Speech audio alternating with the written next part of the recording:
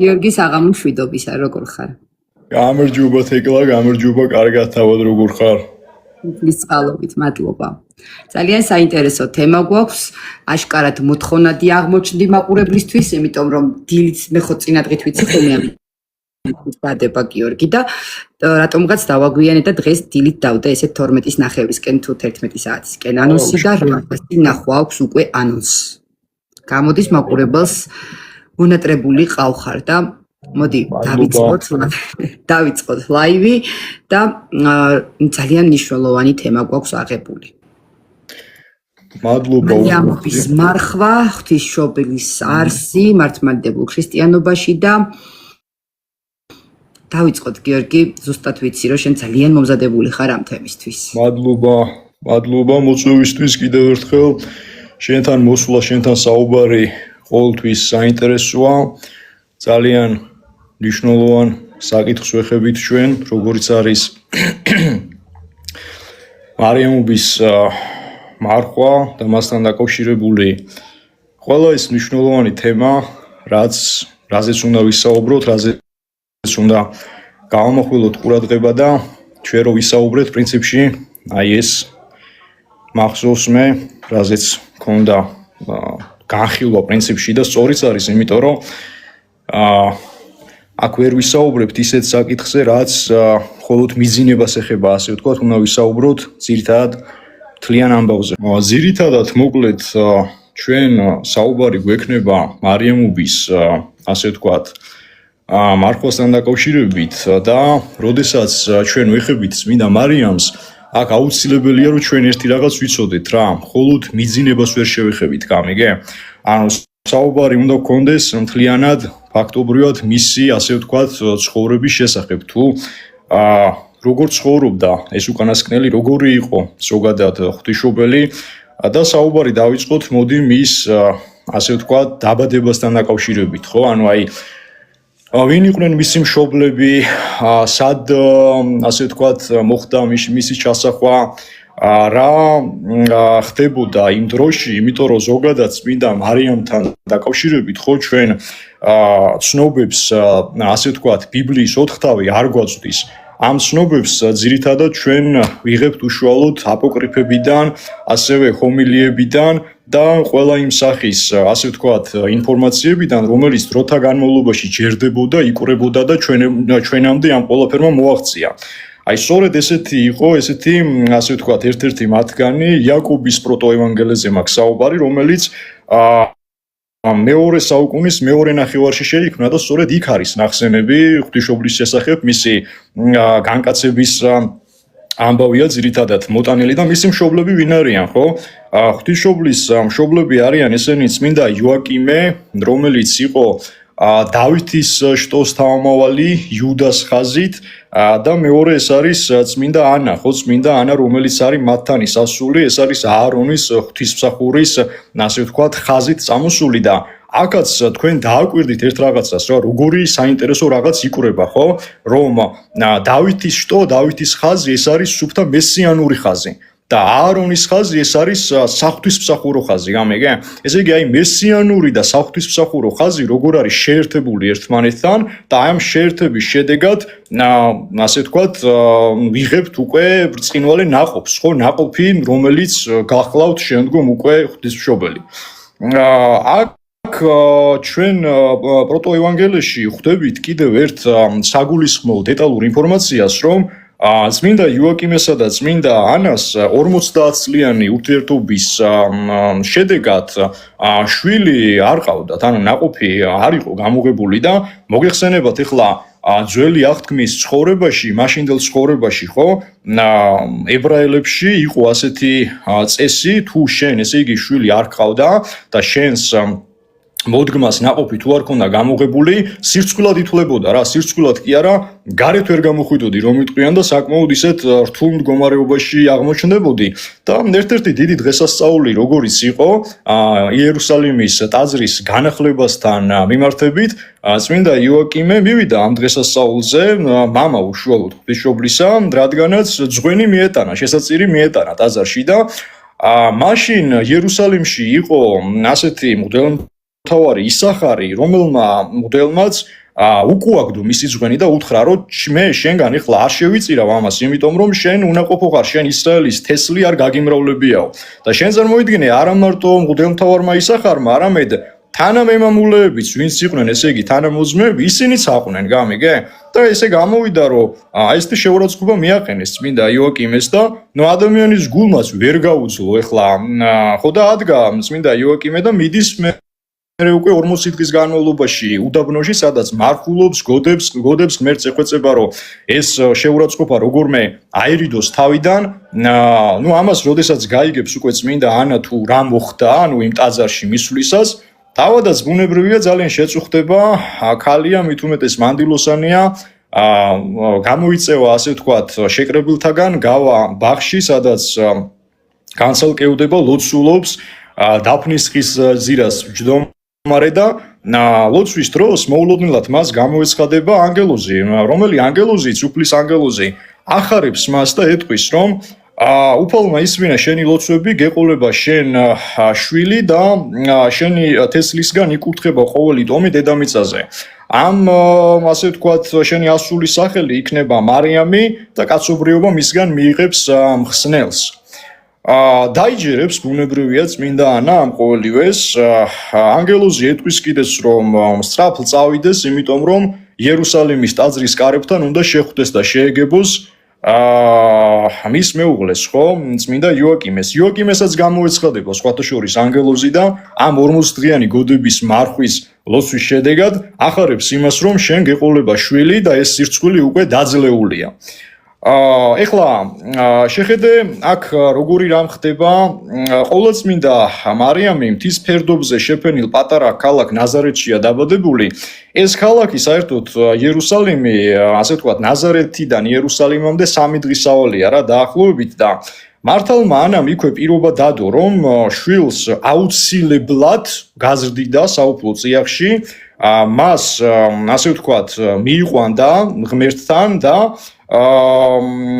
მოკლედ მშობლებთან არ გაიზრდებოდა ბავშვი, ის იქნებოდა როგორც უფალთან შეწირული რა. აქ არის აპოკრიფებში ერთი ძალიან საინტერესო ცნობა, ნახსენები, რომ 6 თვის იყო ღვთისმშობელი, როდესაც წმინდა ანამ ასე ვთქვათ, გამოსცადა, შეძლებდა თუ არა გავლას, გამიგე, ფეხით გავლას და 6 თვის შვილი დადის, ანუ 7 ნაბიჯს გადადგამს დაახლოებით და მერე ისევ დედის კალთას დაუბრუნდება, საოცარი ისტორიაა რა. ეს პირდაპირ ნიშანია უკვე იმისა, რომ თვითონ ღვთისმშობელი არის წმინდა მარიამი, აი საღვთო მადლით არის, უკვე საღვთო მადლით არის მოსილი, გამიგე? მისი ქალწულობის შესახებ ძველი წელთაღრიცხვით 421 წელს უკვე მესამე მსოფლიო საეკლესიო კრება დაადგენს ამ ყოველივეს, რომ ღვთისმშობლისგან შობილი ძე ერთდროულად და შეურევნელად ღმერთიც არის და ადამიანიც, ხო?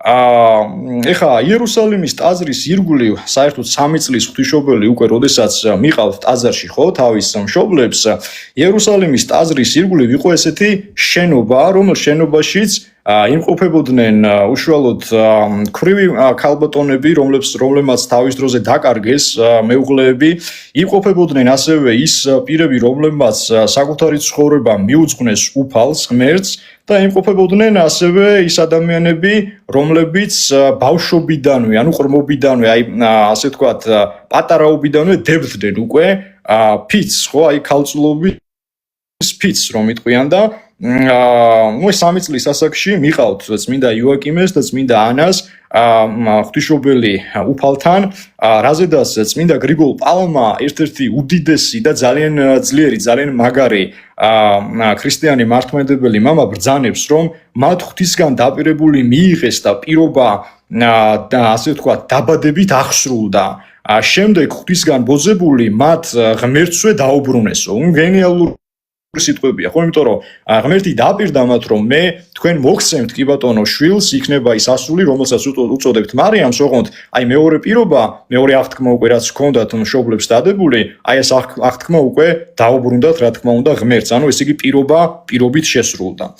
ტაძართან მიყვანილ წმინდა მარიამს ზაქარიამ მღვდელმთავარი შეეგებება და აი ამ შეეგებების პროცესში, ხო, დაუხმარებლად ღვთისმშობელი 15 ნაბიჯს ისე გადადგა და ისე ავა უშუალოდ ტაძრის იერუსალიმის ტაძრის კიბეზე, რომ არავინ არ დაეხმარება, აბსოლუტურად არავინ არ დაეხმარება. მივა ზაქარია მღვდელმთავართან, შემოეხვევა ამ ფეხებზე, ანუ ფეხებთან და აი შემოხვევის დროს ხო აქ არის ნახსენები, რომ ზაქარია მღვდელმთავარი პირდაპირ იგრძნობს უკვე იმას, რომ აი ეს ბავშვი არის საღვთო მადლით მოსილი და რაღაც განსაკუთრებულს რომ ეხება. და სხვათა შორის კიდე აქ ჩვენ გვაქვს ერთ-ერთი მომენტი, რომ წმინდათა წმინდაში ეს საკურთხეველში, რომელ საკურთხეველშიც მაშინდელი ებრაელებიდან წლის განმავლობაში მხოლოდ ერთადერთხელ შედიოდა მღვდელმთავარი, სწორედ იქ შეიყვანს ზაქარია მარიამს და ასე ვთქვათ, იქაურობას დაათვალიერებინებს, ხო, შევაშიგნით. მშობლებმა აქ ნახე გაუსვათ ჩვენ ხაზი რას. მშობლები, როდესაც მოდიან უკვე წმინდა იოაკიმე და წმინდა ანა სახლში ბრუნდებიან, ხენის სუფრა იმართება. ნაცვლად იმისა, რომ ისინი გოდებდნენ, ტიროდნენ და ამბობდნენ იმას, რომ ვაი ეს რა მოხდა, შვილი დავკარგეთ. აი მე მინდა რომ დღევანდელ მშობლებს, დღევანდელ დედებსაც მინდა რომ მიმართო და მამებსაც მათ შორის, იმიტომ რომ დღევანდელობაში არიან ადამიანები, რომლებიც მიუხედავად ესეთი აუბედითი დროისა და ჩვენ ბოლო ჟამზეც ბევრჯერ გვაქვს ნასაუბრები, მაინც ირჩევენ საუფლო ცხოვრებას, მაინც მიდიან ღმერთისკენ და მე მინდა ყველას მოუწოდო რომ გააცნობიერონ, არ შეუშალონ ხელი, იმიტომ რომ საუფლო გზაზე, ასე ვთქვათ, როდესაც დგება უკვე ადამიანი, ხო ხა ყველა ვერ იქნება იურისტი და ეკონომისტი, ბიზნესმენი და ასე შემდგომ. არიან ადამიანები, რომლებიც ირჩევენ ხო განსაკუთრებულ ცხოვრებას და ეს განსაკუთრებული ცხოვრება არის სწორედ უფლის წიაღში და უნდა მივბაძოთ ჩვენ ყველა მაინც მინდა იოაკიმეს, იგივე წმინდა ანას, რომლებმაც ჩვენ გვიჩვენეს და დაგვანახეს თუ როგორი უნდა იყოს ასეთ დროს მშობლის როლი, მისი გადაწყვეტილება არა გოდების და მოთქმის, არამედ სიხარულისა. მისი მშობლებიდან წმინდა იოაკიმე 80 წლის ასაკში გარდაიცვალა. მალევე სხვათა შორის უკვე ღვთისმშობლის დაბადებიდან, იმიტომ რომ როგორც მოგახსენეთ, მე საკმაოდ ხანში შესულები მოხუცები იყვნენ წმინდა იოაკიმე და წმინდა ანა, ხოლო მეუღლის გარდაცვალების შემდგომ წმინდა ანა დამკვიდრდება ახლოს რა მის ქალიშვილთან და 3 წლის შემდგომ დაახლოებით ისიც შეხვედრებს სულს. მართლმადიდებელი ეკლესია ბუნებრივია მათ დღესასწაულის შესახებ არის, ესე იგი, დღეები გამოყოფილი. ეს არის ძველი სტილით 9 სექტემბერი და ახალი სტილით 22 სექტემბერი, ხოლო ღვთისმშობლის ტაძრად მიყვანების დღედ არის მოხსენებული ძველი სტილით 21 ნოემბერი და ახალი სტილით 4 დეკემბერი. ეხლა დრო გადიოდა ბუნებრივია და ჩვენ როგორც ვიცით ღვთისმშობელი ცხოვრობდა, იზრდებოდა, ну აი ხაზგასმით ვამბობ, რომ თუნდაც იგივე კანონიკურ ბიბლიის 4 თავში ჩვენ ყველაფერი არა გვაქვს მის შესახებ ნახსენები, არის უფრო ჰომილიებიდან და არის უფრო აპოკრიფებიდან. ეხლა ეს აპოკრიფები არის როგორც არაკანონიკური, მაგრამ ეკლესიის მამების მიერ ბევრი რამ არის აღიარებული. რადგან ეკლესიის მამების მიერ არის აღიარებული და იგივე საეკლესიო კრებების მიერ, ხო? ეს უკვე ნიშნავს იმას, რომ ეს დამოწმებულია და დადასტურებულია. მაგრამ თვითონ აპოკრიფებში, აი ზოგიერთ აპოკრიფში ჩნდება აზრთა შორისი სხვადასხვაობა, გამიგე?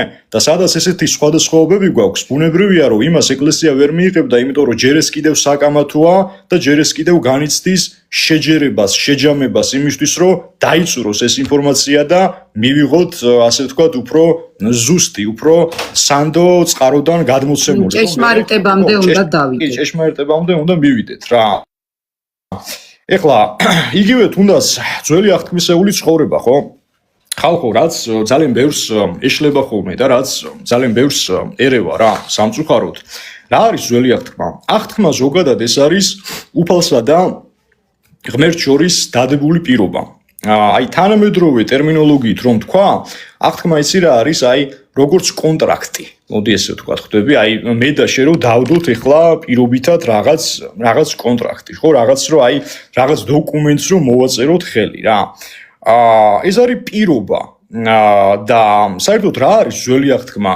აღთქმა ეს არის ზოგადად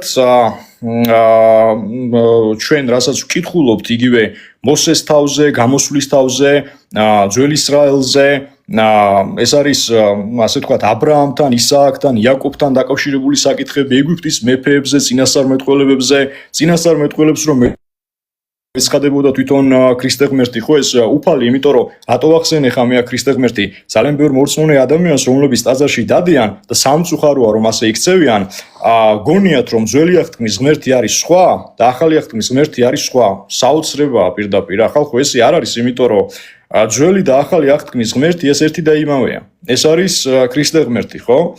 ძველი აღთქმა ახალი აღთქმის წინარე პერიოდია ზოგადად, სადაც უფლისმიერი დაპირების 50% აღსრულდა. ეს არის ძველი აღთქმა ქრისტიანებისთვის ღმერთის გამოცხადების პირველი ეტაპი, მოდი ესე ვთქვათ. ძველი აღთქმა ზოგადად გულისხმობს რას? შეხედე თვითონ ლაკონურად და გასაგებად იძახის იონეს ახარება რა, რომ სიტყვა იგი ხორციელი იქნა და დაემკვიდრა ჩვენ შორის. ახალი ადამი თავად ქრისტეა, რომელიც განკაცდება და ევა ეს არის რომ იტყვიან აი ურჩობა და მარიამი ამ შემთხვევაში არის მორჩილება. ხვდები, აი როგორი საინტერესოა რა? იმიტომ რომ ძველმა ადამმა რაც ვერ გააკეთა, არადარეალურად მას რაც უნდა გაეკეთებინა, რაც მას უნდა ევალებოდა, ხო? ქრისტე ღმერთის განკაცებით ფაქტობრივად ქრისტე ღმერთმა შენ გიჩვენა და დაგანახა თუ როგორი უნდა ყოფილიყავი, როგორი უნდა ყოფილიყო შენი ცხოვრება, შენი მოღვაწეობა, შენ რაც ვერ შეძელი. ხო ადამიანო, მე ღმერთი შემდგომ უკვე განკაცდა და მან თავად დაგანახა თუ როგორი უნდა იყოს შენი შემდგომი განვითარება, შენი შემდგომი მოღვაწეობა. ამიტომაც არის ნახსენები რომ ახალი ადამი, დაბადებული ახალი ადამი, ეს არის ქრისტე ღმერთი. თავის დროზე ძველი ადამი იყო დაცემული არსება, ხო? როგორც აი მაგალითად ევა ეს არის ურჩობა, ხოლო მარიამის შემდგომ უკვე ეს არის მორჩილება, ხო? შეხედე ებრაელებისთვის ძველი აღთქმა იყოფა რამდენიმე ნაწილად და ეს შეიძლება იყოს როგორც აი თანახი მაგალითად. ეხლა მისი წიგნების დაყოფაც შეიძლება მე აქ ებრაულ იმასში აღარ შევალ, ეხლა შემიძლია ჩვეულებრივად რომ შევიდე, მაგრამ ეს ძალიან ღრმად წაგვიყვანს, შორს წაგვიყვანს და ძალიან გთხოვთ ხალხო თქვენ ასე ვთქვათ მიაქციეთ ყურადღება ერთ რაღაცას, რომ ერში და საზოგადოებაში ყოველთვის არიან ადამიანები, რომლებიც ესე იგი გამოირჩევიან ხოლმე ძალიან დიდი ასე ვთქვათ ზიზღით, აგრესიით. აი როგორებიც იყვნენ ძველი ებრაელები და იმ დანიელის წინასწარმეტყველებაში, იერემიას, ესაიას წინასწარმეტყველებაში და ასე შემდგომ, ხო? ღმერთი მუდამ მოუწოდებს ხოლმე საზოგადოებას, რომ შენ კერთაყვანისმცემლობას თავი უნდა დაანებო, მე მიხვდი? და უნდა დაუბრუნდე ჭეშმარიტ ღმერთს და აი ახალ იმაში რა ქვია კონკრეტულად აღთქმაში, ხო? ეს ხდება თავიდან ბოლომდე და იგივე ძველი აღთქმის რომ იტყვიან 10 მცნებაზე შეგვიძლია აქ მოვიყვან კიდე რამდენიმე წუთში მექნება აქ უშუალოდ 10 მცნებაზეც საუბარი. ეხლა ჩვენ უნდა გადავხედოთ კიდევ რას კონკრეტულად. ხო, თვითონ პავლე მოციქული ჯერ კიდე გვეუბნება აი ძველი აღთქმის დროს, აი ეს ახალი აღთქმა დაწერილი არ არის, შეჯერებული არ არის რა. და გვეუბნება ესეთ რაღაცას, რომ მთელი წერილი ღვთივსულიერია, აი მთელი წერილი ღვთივსულიერია. ეს რას ნიშნავს, ხალხო? ეს ნიშნავს იმას, რომ ძველი აღთქმაც და ახალი აღთქმაც ხო არის თავიდან ბოლომდე ასე ვთქვათ ერთი და იმავე. ანუ ეს არის ფაქტობრივად წმინდა, ხო? იმიტომ რომ პავლე მოციქული ამას არ იტყვის თავიდან, ასე ვთქვათ, თუ მთელი წერილი არ არის ღვთივსულიერი, ხო? ამას პავლე მოციქული ბუნებრივია არ იტყვის და ამაზე ყურადღებას არ გაამახვილებს, არა? მერე თავად ქრისტე ღმერთი ამბობს, ამაზე დიდი მტკიცებულება რა გინდათ, რომ ნუ გგონიათ თითქოს მოვედი რჯულის ან წინასწარმეტყველთა გასაუქმებლად კი არა, აღსასრულებლად ვარ მოსულიო. პირდაპირ მათეს თავში გვეუბნება ეს უკანასკნელი ამას რა. და მეორე საუკუნის უდიდესი ქრისტიანი ღვთისმეტყველი წმინდა ირინეუს ლიონელიც ებრძოდა იცი იმ იდეას, რომ თითქოს ძველი აღთქმის ღმერთი ყოფილიყო სხვა და ყოფილიყო ბოროტი და ახალი აღთქმის ღმერთი ყოფილიყო კეთილი რა. იყო ადრე მაშინ ესეთი იდეა ზოგადად გაჯერებული და გამეფებული, აი მარკიონიტებს ეძახდნენ მაგ ხალხს, მარკიონი რომელიც თავისი რაღაც ის შექმნა ვთქვათ, ბიბლია შექმნა და ეთანხმებოდა რაღაც გარკვეულ საკითხებს, მაგრამ გარკვეულ საკითხებს არ ეთანხმებოდა, ხვდები? და მარკიონის მამა იყო ეპისკოპოსი, რომელმა ეპისკოპოსმა ეს უკანასკნელი საერთოდ გამოაძევა, ასე ვთქვათ, ეკლესიიდან, განკვეთა ეკლესიიდან რა. ხო, და ეს ამბობდა ასე ვთქვათ მარკიონი ესეთ რაღაცას, რომ თურმე დემიურგმა შექმნა ასე ვთქვათ ეს მატერიალური სამყარო და ეს მატერიალური სამყარო არის ბოროტი, რომელ ბოროტ სამყაროშიც ჩვენ ვიმყოფებით და ასე ვთქვათ კეთილი სამყაროდან ჩვენ ვართ მოკლებულები. ეს იალდაბაოთს რასაც ეძახიან რა შემდგომ, რა დემიურგი იალდაბაოთთან არის გაიგივებული ასე ვთქვათ ძველ აღთქმისეულ სწავლებებში და იყო ესეთი მოსაზრებები, რომ აი ღმერთის შემდგომ, ესე იგი აბსოლუტუს შემდგომ არის წინახაზე წამოსული პლერომა, რომელიც არის სისავსე და სისავსისგან წარმოიქმნა სოფია, ხვდები და აი ამ სოფიაზე იყო საუბარი, რომ სოფიამ რეალურად როგორც სიბრძნემო, ხო, ფაქტობრივად აი შექმნა დამოუკიდებლად, უფლისგან დამოუკიდებლად შექმნა მისი მსგავსი, შეიქმნა დემიურგი როგორც არსება და ეს დემიურგი აი როგორი არსება, ამათი ჭკუით და ამათი წარმოდგენით, იცი? არსება, რომელიც არის ბეცი, რომელსაც სამყარო საკუთარი, ასე ვთქვათ, ბატონ პატრონი გონია საკუთარ სამყაროში, ხვდები? და ეს ადამიანიც, აი ეს ასე ვთქვათ, სამყაროსეული ცოდნებიც, აი კოსმიურ წესრიგს განაგებდა მათი გაგებით დემიურგი. და აი ამ დემიურგს ხო, ეს სხვათა შორის მის შესახებ ინფორმაციას ჩვენ პლატონთანაც ხვდებით, მინდა ვთქვა, პლატონის სხვათა შორის დემიურგისადმი სულაც არ არის ნეგატიურად განწყობილი, ისევე როგორც ბევრი სხვა გნოსტიკოსი, მაგრამ სწავლებებში მოდის აშკარად საკმაოდ დიდი, ასე ვთქვათ, დიფერენცირება, რა მე ესე ვიტყოდი რა. და წმინდა ირინეოსი პირდაპირ ამბობს და საკმაოდ სწორი არგუმენტია ეს, იმიტომ რომ ახე რას გვეუბნება რა დაუპირისპირა წმინდა ირინეოსმა ამ მარკიონს, ხო, რომ თუ ერთი ღმერთი ქმნის სამყაროს, მეორე როგორ აგზავნის მას? თუ ერთი ღმერთი იძლევა წინასწარმეტყველებებს, მეორე როგორ აღასრულებს მას? თუ ერთი ქმნის ადამიანს, მეორე თითქოს მისგან გამოხსნას ცდილობს, გაუგებარია. ესე იგი, ეს იმდენად ძლიერი არგუმენტები იყო, რომ თვითონ ასე ვთქვათ მარკიონიტები ხო თავადაც შუმდებოდნენ მე ხვდები? იმიტომ რომ შეუძლებელია შემოკარგო რომ ერთმა ღმერთმა შექმნა სამყარო და მეორემ ასე ვთქვათ გამოაგზავნოს ძეღმერთი. შეუძლებელია რომ ერთი გაძლევდეს რაღაც წინასწარმეტყველებებს, ხო? და მეორე იმ პირველს არ ეთანხმებოდეს. გაუგებარია ეს ყველაფერი, ხვდები, რასაც ვიძახი? ამიტომ მარკიონიტები აი ამის თქმაზე და ამის გაგებაზე, ხო, აი ცოტა არის და მერე იბნეოდნენ ხოლმე და ბევრი იგივე აი ნეტარი ავგუსტინეც და სხვადასხვა წმინდანები, რომლებიც სიცოცხლის საწყის ეტაპზე ზოგი მანიქეველობას მისდევდა, ზოგი ასე ვთქვათ სხვადასხვა რჯულის კანონს მისდევდა, ბოლოს უბრუნდებოდნენ ხოლმე მაინც ქრისტიანობას რა და მარკიონიტებმა და მათმა ასე ვთქვათ სწავლებებმა დაახლოებით ახალი წელთაღრიცხვის მე-6 საუკუნემდე შეძლეს არსებობა და შემდგომ უკვე ისინი ეს საბოლოოდ დაიშალა და გაუქმდა, იმიტომ რომ ქრისტიანთა, ესე იგი ჭეშმარიტ მართლმადიდებელთა, ასე ვთქვათ, კრიტიკას ხო, მათ უბრალოდ ვერ გაუძლეს. საერთოდ ძველი აღთქმა ეს არის ადამიანის და მთლიანად კაცობრიობის მომზადების, ხოლო ახალი აღთქმა უკვე ეს არის უშუალოდ აღსრულების ეტაპი, ხო? საერთოდ აქ უნდა ითქვას რეალურად, რომ ზოგადად იაჰვე, რომელიც ბევრჯერ არის ბიბლიაში ნახსენები, ეს არის ებრაულად ღმერთი და ამაზეა საუბარი, რომ ძველი აღთქმის ღმერთი და ახალი აღთქმის ღმერთი ეს ფაქტობრივად კიდევ ერთხელ ვიმეორებ არის ერთი და იგივე. ანუ აქ სხვაობა ფაქტობრივად ჩვენ არ გვაქვს და ვერც გვექნება, იმიტომ რომ თვითონ ესაია წინასწარმეტყველი, ეს ის ესაია წინასწარმეტყველია, რომელმაც ძველი წელთაღრიცხვით 759 წელს დაიწყო მოღვაწეობა მეფე ოზიას ხანაში, მეფე ოზიას ეპოქაში, თვითონ ნახა უფალი მჯდომარე, ტახტზე მჯდომარე, სადაც 6-6 სერაფიმნი არიან და იმდენად შეძრწუნდა ესაია, როდესაც მან უფალი იხილა, რომ მერე ანგელოზი ნაკურჩხალს ადებს, მოუსვამს ასე პირთან და ეტყვის, რომ მოგეტევა ცოდები და ისაუბრე ეხლა შენ და უფალიც ეუბნება, რომ ვინც არ უგზავნო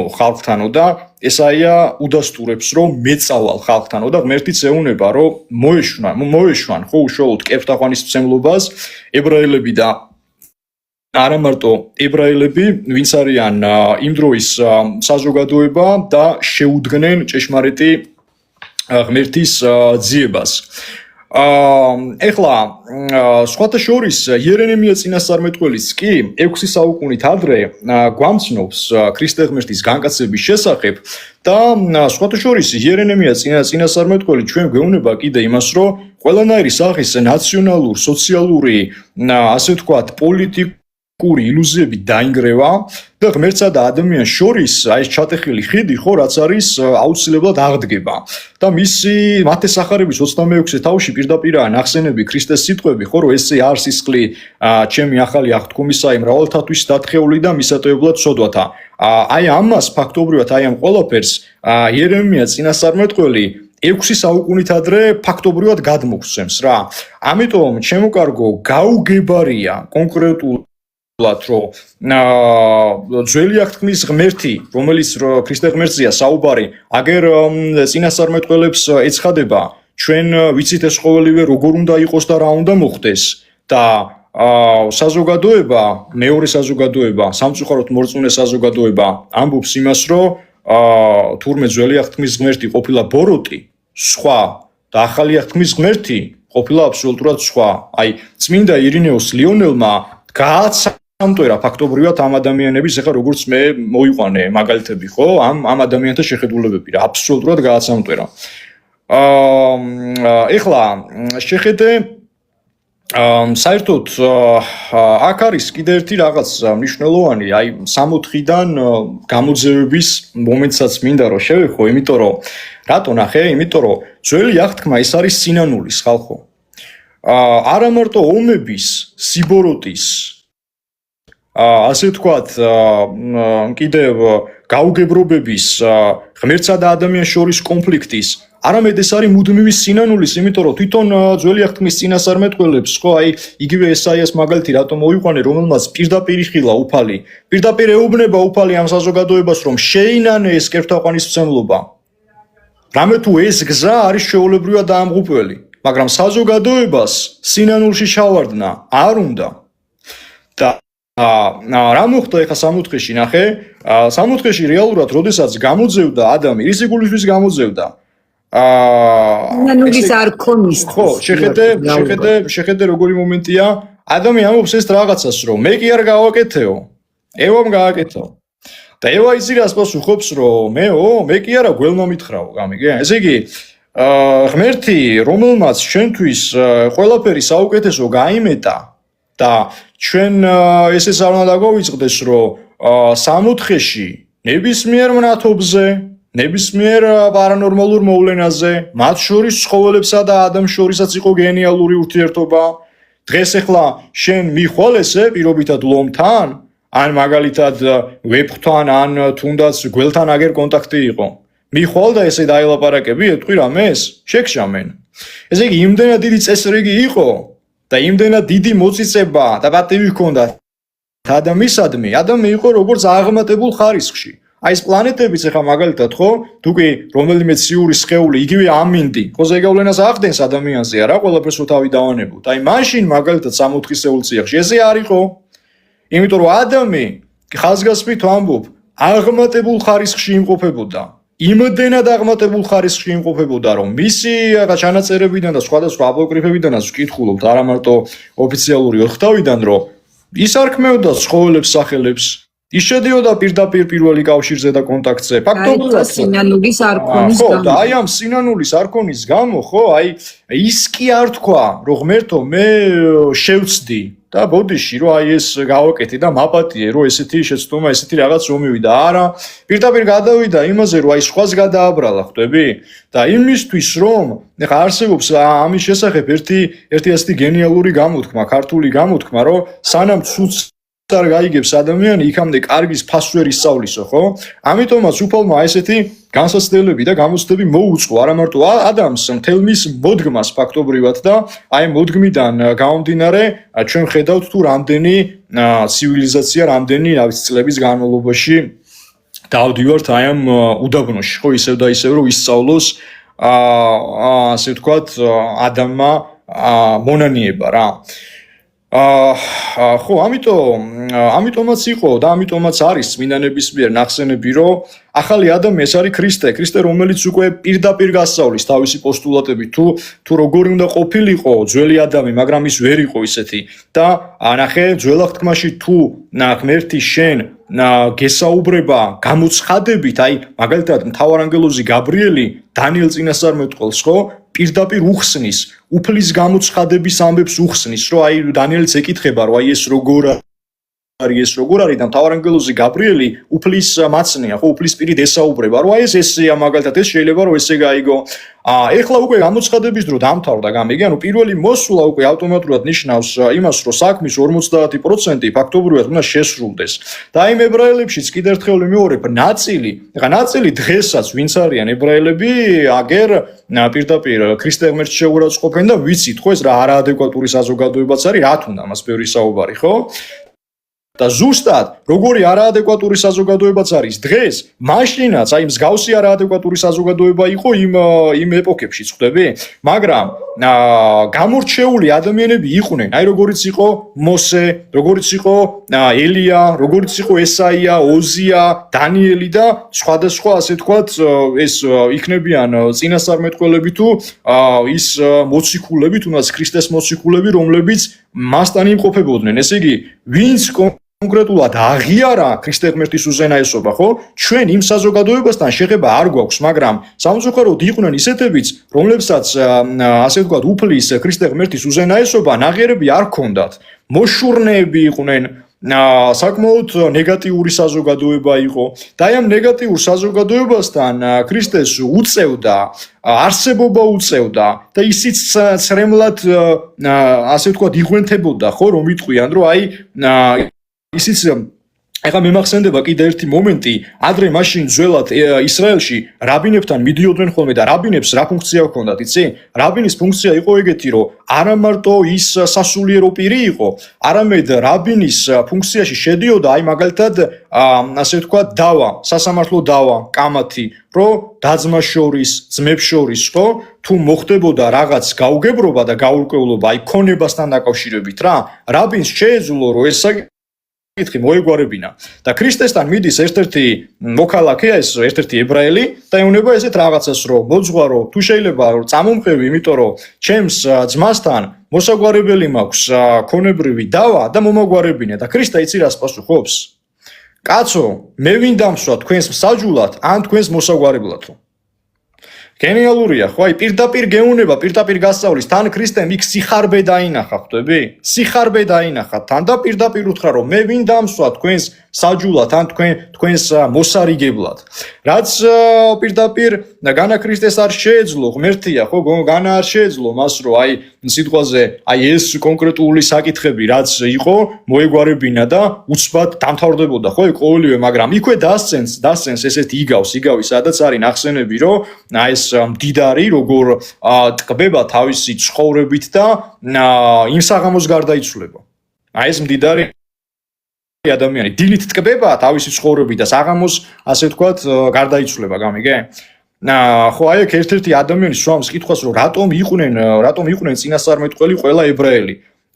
ისრაელში ხდება მოვლენები, ჩემო კარგო და აბა სადაურები იქნებოდნენ, ხო? ანუ იქ ხდება მოვლენები და მე თუ მკითხავთ ეხლა მაინც და ამას ბევრი იძახის ხოლმე კონკრეტულად, რომ აი რატო განკაცდა ქრისტე მაინც და მაინც ისრაელში, ხო? ეს მხოლოდ უფალმა იცის, მაგრამ არა მარტო მე, არამედ აი სხვა ბიბლიოლოგებიც და სხვა ადამიანებიც ხშირად ამბობენ ხოლმე, რომ სადაც ყველაზე მეტად უჭირდა კაცობრიობას სულიერად, ხო? ქრისტეც იქ მივიდა და შესაბამისად ის ადამიანებიც იქნებოდნენ ებრაელები, აბა ეხლა ჩინელები ხო არ იქნებოდნენ კაცო რა?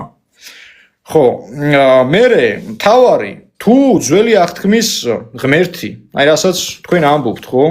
არის ბოროტი. ხო იძახით იმას, რომ ძველი აღთქმის ღმერთიო, ასე ვთქვათ, ნაკ დიდი განმარტება საჭირო და რამდენიმე მაგალითიც გიორგი რომ ცუდია. კაცო, აგერ წაგიკითხავთ რა. თქვენთვის ამოვწერე ეს კონკრეტულად ახალი ქართული შედარებით ახალი ქართულით რა. აი 10 მცნება ვინ დაწერა ძალიან საინტერესოა. ღმერთმა არ უთხრა არ მისცა მოსეს 10 მცნება კაცო. მოდი წავიკითხოთ აბა. არ ყავდეს სხვა ღმერთები ჩემს გარდა. არ გაიკეთო კერპი და რაიმე სხვა გამოსახულება. არ მოიხსენიო უფლის შენი ღმერთის სახელი ამაოდ, გახსოვდეს შაბათი დღე, რათა წმინდა ხო იგი. პატივი ეცი მამასა შენსას და დედასა შენსას, არა კაც კლა, არა იმრუშო, არა იპარო, არა ცილის სამო მოყვასა შენსას წამებითა ცრუითა. არ ისურვო შენი მოყვასის სახლი, არც მისი ცოლი, არც მისი მსახური, და არც არაფერი, რაც შენი მოყვასისა. გაუგებარია, ეხა თუ ძველი აღთქმის ღმერთი ბოროტია და ესე იგი სხვა ღმერთი ეცხადება მოსეს, ეს შემთხვევით ქრისტე რო განკაცდა იმ პოსტულატებს ხო არ გავს, რომ უნდა მიუტევო, რომ უნდა მშობლებს პატივისცე, ერთ ლოყაში რო გაგარტყამენ, მეორეც უნდა მოუშვირო, არ გავს ეს მა ყველაფერს, გავს კი რა ერთ და იგივეა ფაქტობრივად, ხო? ამიტომ გაუგებარია, რომ ძველი აღთქმის ღმერთი თუ ბოროტია, ეს ბოროტი ღმერთი, კაცო, შე როგორ გეუნება მაშინ რომ არა კაცკლა, არა იმრუშო, არა იპარო, პატივი ეცი მამასას შენსას და დედასას შენსას. ბოროტი ღმერთი შენ ამას გეტყვის? არ გეტყვის არანაირად, ხო, მაგის შანსი არ არის უბრალოდ და აგერ გუშინ წინ აღვნიშნეთ ჩვენ ფერისცვალება და ფერისცვალების დროს რა მოხდა? ფერისცვალების დროს პირდაპირ გვაქვს, კაცო, ბიბლიაში აღწერილი, რომ მოსე, ქრისტე ღმერთი და ელია წინასწარმეტყველი დგანან განათლებულნი, ხო, აი განათებულნი, ასე თქვათ. აი ეს იმდენად ის არის, რა ქვია, მნიშვნელოვანი მომენტია და მნიშვნელოვანი ფაქტია ეგ ფერისცვალებასთან დაკავშირებით, რომ ფერისცვალების დროს ქრისტემ ჯერ კიდევ ჯვარზე გაკვრამდე და გარდაცვალებამდე დაგვანახა თუ როგორი იქნება მართალი ადამიანი მკვდრათით აღდგომის შემდეგ, იმიტომ რომ მას დაადგა თავს ღვთიური ნათელი, ხო? ამიტომ ეს ღვთიური ნათელი, როდის ადგება ადამიანს, როდის ხდება მადლმოსილი, როდესაც ადამიანი არის, ასე ვთქვათ, საღვთო ადრით აი დაიმსახურო კიდეც ხო ეს ადამიანმა უპირველეს ყოვლისა და პირდაპირი ნათქვამია, პირდაპირი ასე ვთქვათ, პირდაპირი მინიშნებაა თუნდაც აი ფერისცვალების დროს კონკრეტულად, რომ მართალი ადამიანი მეორედ მოსვლის შემდგომ, მეორედ მოსვლა ეს არის ფაქტობრივად მეორე ნაწილი, ესე იგი პირობის მეორე ნაწილი, პირობის პირველი ნაწილი ძველ აღთქმაში ხო დასრულდა ქრისტეს მოსვლით, არა? ქრისტე ხილული სახით მოვიდა. მეორე ნაწილი მეორე აღთქმაში ანუ ახალ აღთქმაში ასევე მისი დიდებით მოსვლით დამთავრდება და ყველა ადამიანი, რომელიც იქნება ქრისტეს მარჯვენით, შეიმოსავს იმ სხეულს, რომელიც სხეულიც იქნება განათებული, იქნება უკვდავი, უჭკნობი და ზეაღტაცებული, ისეთი ზეაღტაცებული და ისე იცხოვრებს, როგორც ცხოვრობდა თავის დროზე ადამი 60-ში, ну აი 60-დან გამოძევებამდე, მოდი ესე ვთქვათ, ხო? ხო, აქ მეგობრებო, თქვენს კომენტარებს ცოტა მოგვიანებით წავიკითხავ, იმიტომ რომ კომენტარებში არ მინდა რომ მოცდე და კომენტარებში იდება ისეთი ინფორმაციები, რომ მე რჩება ისეთი შთაბეჭდილება, ან საზოგადოებას ბიბლია არ აქვს საკითხული, ან იცით რა არის, რომ კაცმა რო კითხოს, მე არავის არ გამიკითხო ბიბლიის საკითხვა არ ნიშნავს. ხო, არა, დაამთავრებ რა, კაცმა რო კითხოს, ეხლა ძალიან ბევრი ეკლესიაში დადიხართ, კაცო, და იმ მე იტყვით, რომ ბერ გაბრიელთან ვიყავი მისული, მამა გაბრიელზე მაქვს საუბარი, ბევრი წმინდა ნიკოლოს ევედრებით ხოლმე, ბევრი წმინდა გიორგის ევედრებით ხოლმე, წმინდა ნინოს ევედრებით ხოლმე რაღაცას. ეს ამ წმინდანებიდან დამიდეთ ერთი მაგალითი, რომელიმე ძველი აღთქმა უარყო? არა, მაინტერესებს უბრალოდ, რომ აი ამ წმინდანებიდან რომელიმე ძველი აღთქმა უარყო? აი ეს მაინტერესებს მე. არ უარყო, ხო? და თქვენს თავს რატომ აძლევთ იმდენის უფლებას, კაცო? აი ამ პარტავნება. ეს არის უდიდესი პარტავნება. საკუთარ თავს რატომ აძლევთ ხალხო იმდენის უფლებას, რომ ესე იგი მამა გაბრიელმა ვერ გაიგო ბიბლია და ძველი აღთქმა პირობითად თქვენ რომ ამბობთ იმას, რომ არის ცუდი და ბოროტი ღმერთი იყო. მამა გაბრიელმა ვერ გაიგო და თქვენ გაიგეთ? ეს არის უდიდესი პარტავნება. ამიტომ ამ პარტავნებას მოეშვით რა. დაანებით თავი. ან კარგად წაიკითხეთ, იმიტომ რომ არსებობენ ასე ვთქვათ ბიბლიის აპოლოგეტებიც. და არა მარტო წმინდა მამები. მიმართეთ ამ აპოლოგეტებსაც, იკვლიეთ, ერთად წაიკითხეთ. ანაი წამოდით ხო თუ გინდათ რა ვიცი, რაიმე შეკრება გამართეთ ერთი ვინ ხართ, რამდენი ხართ, რა ვიცი და დაგიჯდებით, არ არის პრობლემა, ან ჩემი გუნდით თუნდაც და იმ ასე ვთქვათ ბიბლიის ცნობილი მკვლევრებით და ბიბლიოლოგებით და თუ რამეა გასარკვევი გავარკვიოთ, თქო, მე ვიღაცას იმ საკამათოდ კი არ ვეძახი, თუ გინდათ აი პირდაპირ ეთერი იყოს, რაც გინდათ ის იყოს, ხო, იმიტომ რომ საზოგადოებაში არის ასე ვთქვათ, ისეთი აი ვინც ბიბლია წაიკითხა უკვე ყველამ თავისებურად გაიგო, ხვდები? აი ყველამ ასე ვთქვათ, ისე დაიწყო ფიქრი, რომ აი მე ესე მგონია და კაცო შენ რო ესე გონია შენ ვინ ხარ? აი ეს არის აი ეს არატო არ უსვამთ საკუთარ თავს ამ კითხვას. ვიღაცას კი არ გაკნინებთ. შეიძლება თქვენ ძალიან კარგი ადამიანი იყოთ, ძალიან ბევრი გესმოდეთ, მაგრამ ბიბლიურ საკითხებს ხო სხვანაირი მიდგომა ჭირდება და ნუ მისცემთ უბრალოდ საკუთარ თავს იმდენის ნებას და იმდენის უფლებას, რომ გადახვიდეთ უკვე ისეთ წიაღში, რომელიც წიაღიც თქვენთვის მიუწვდომელია. და ძველია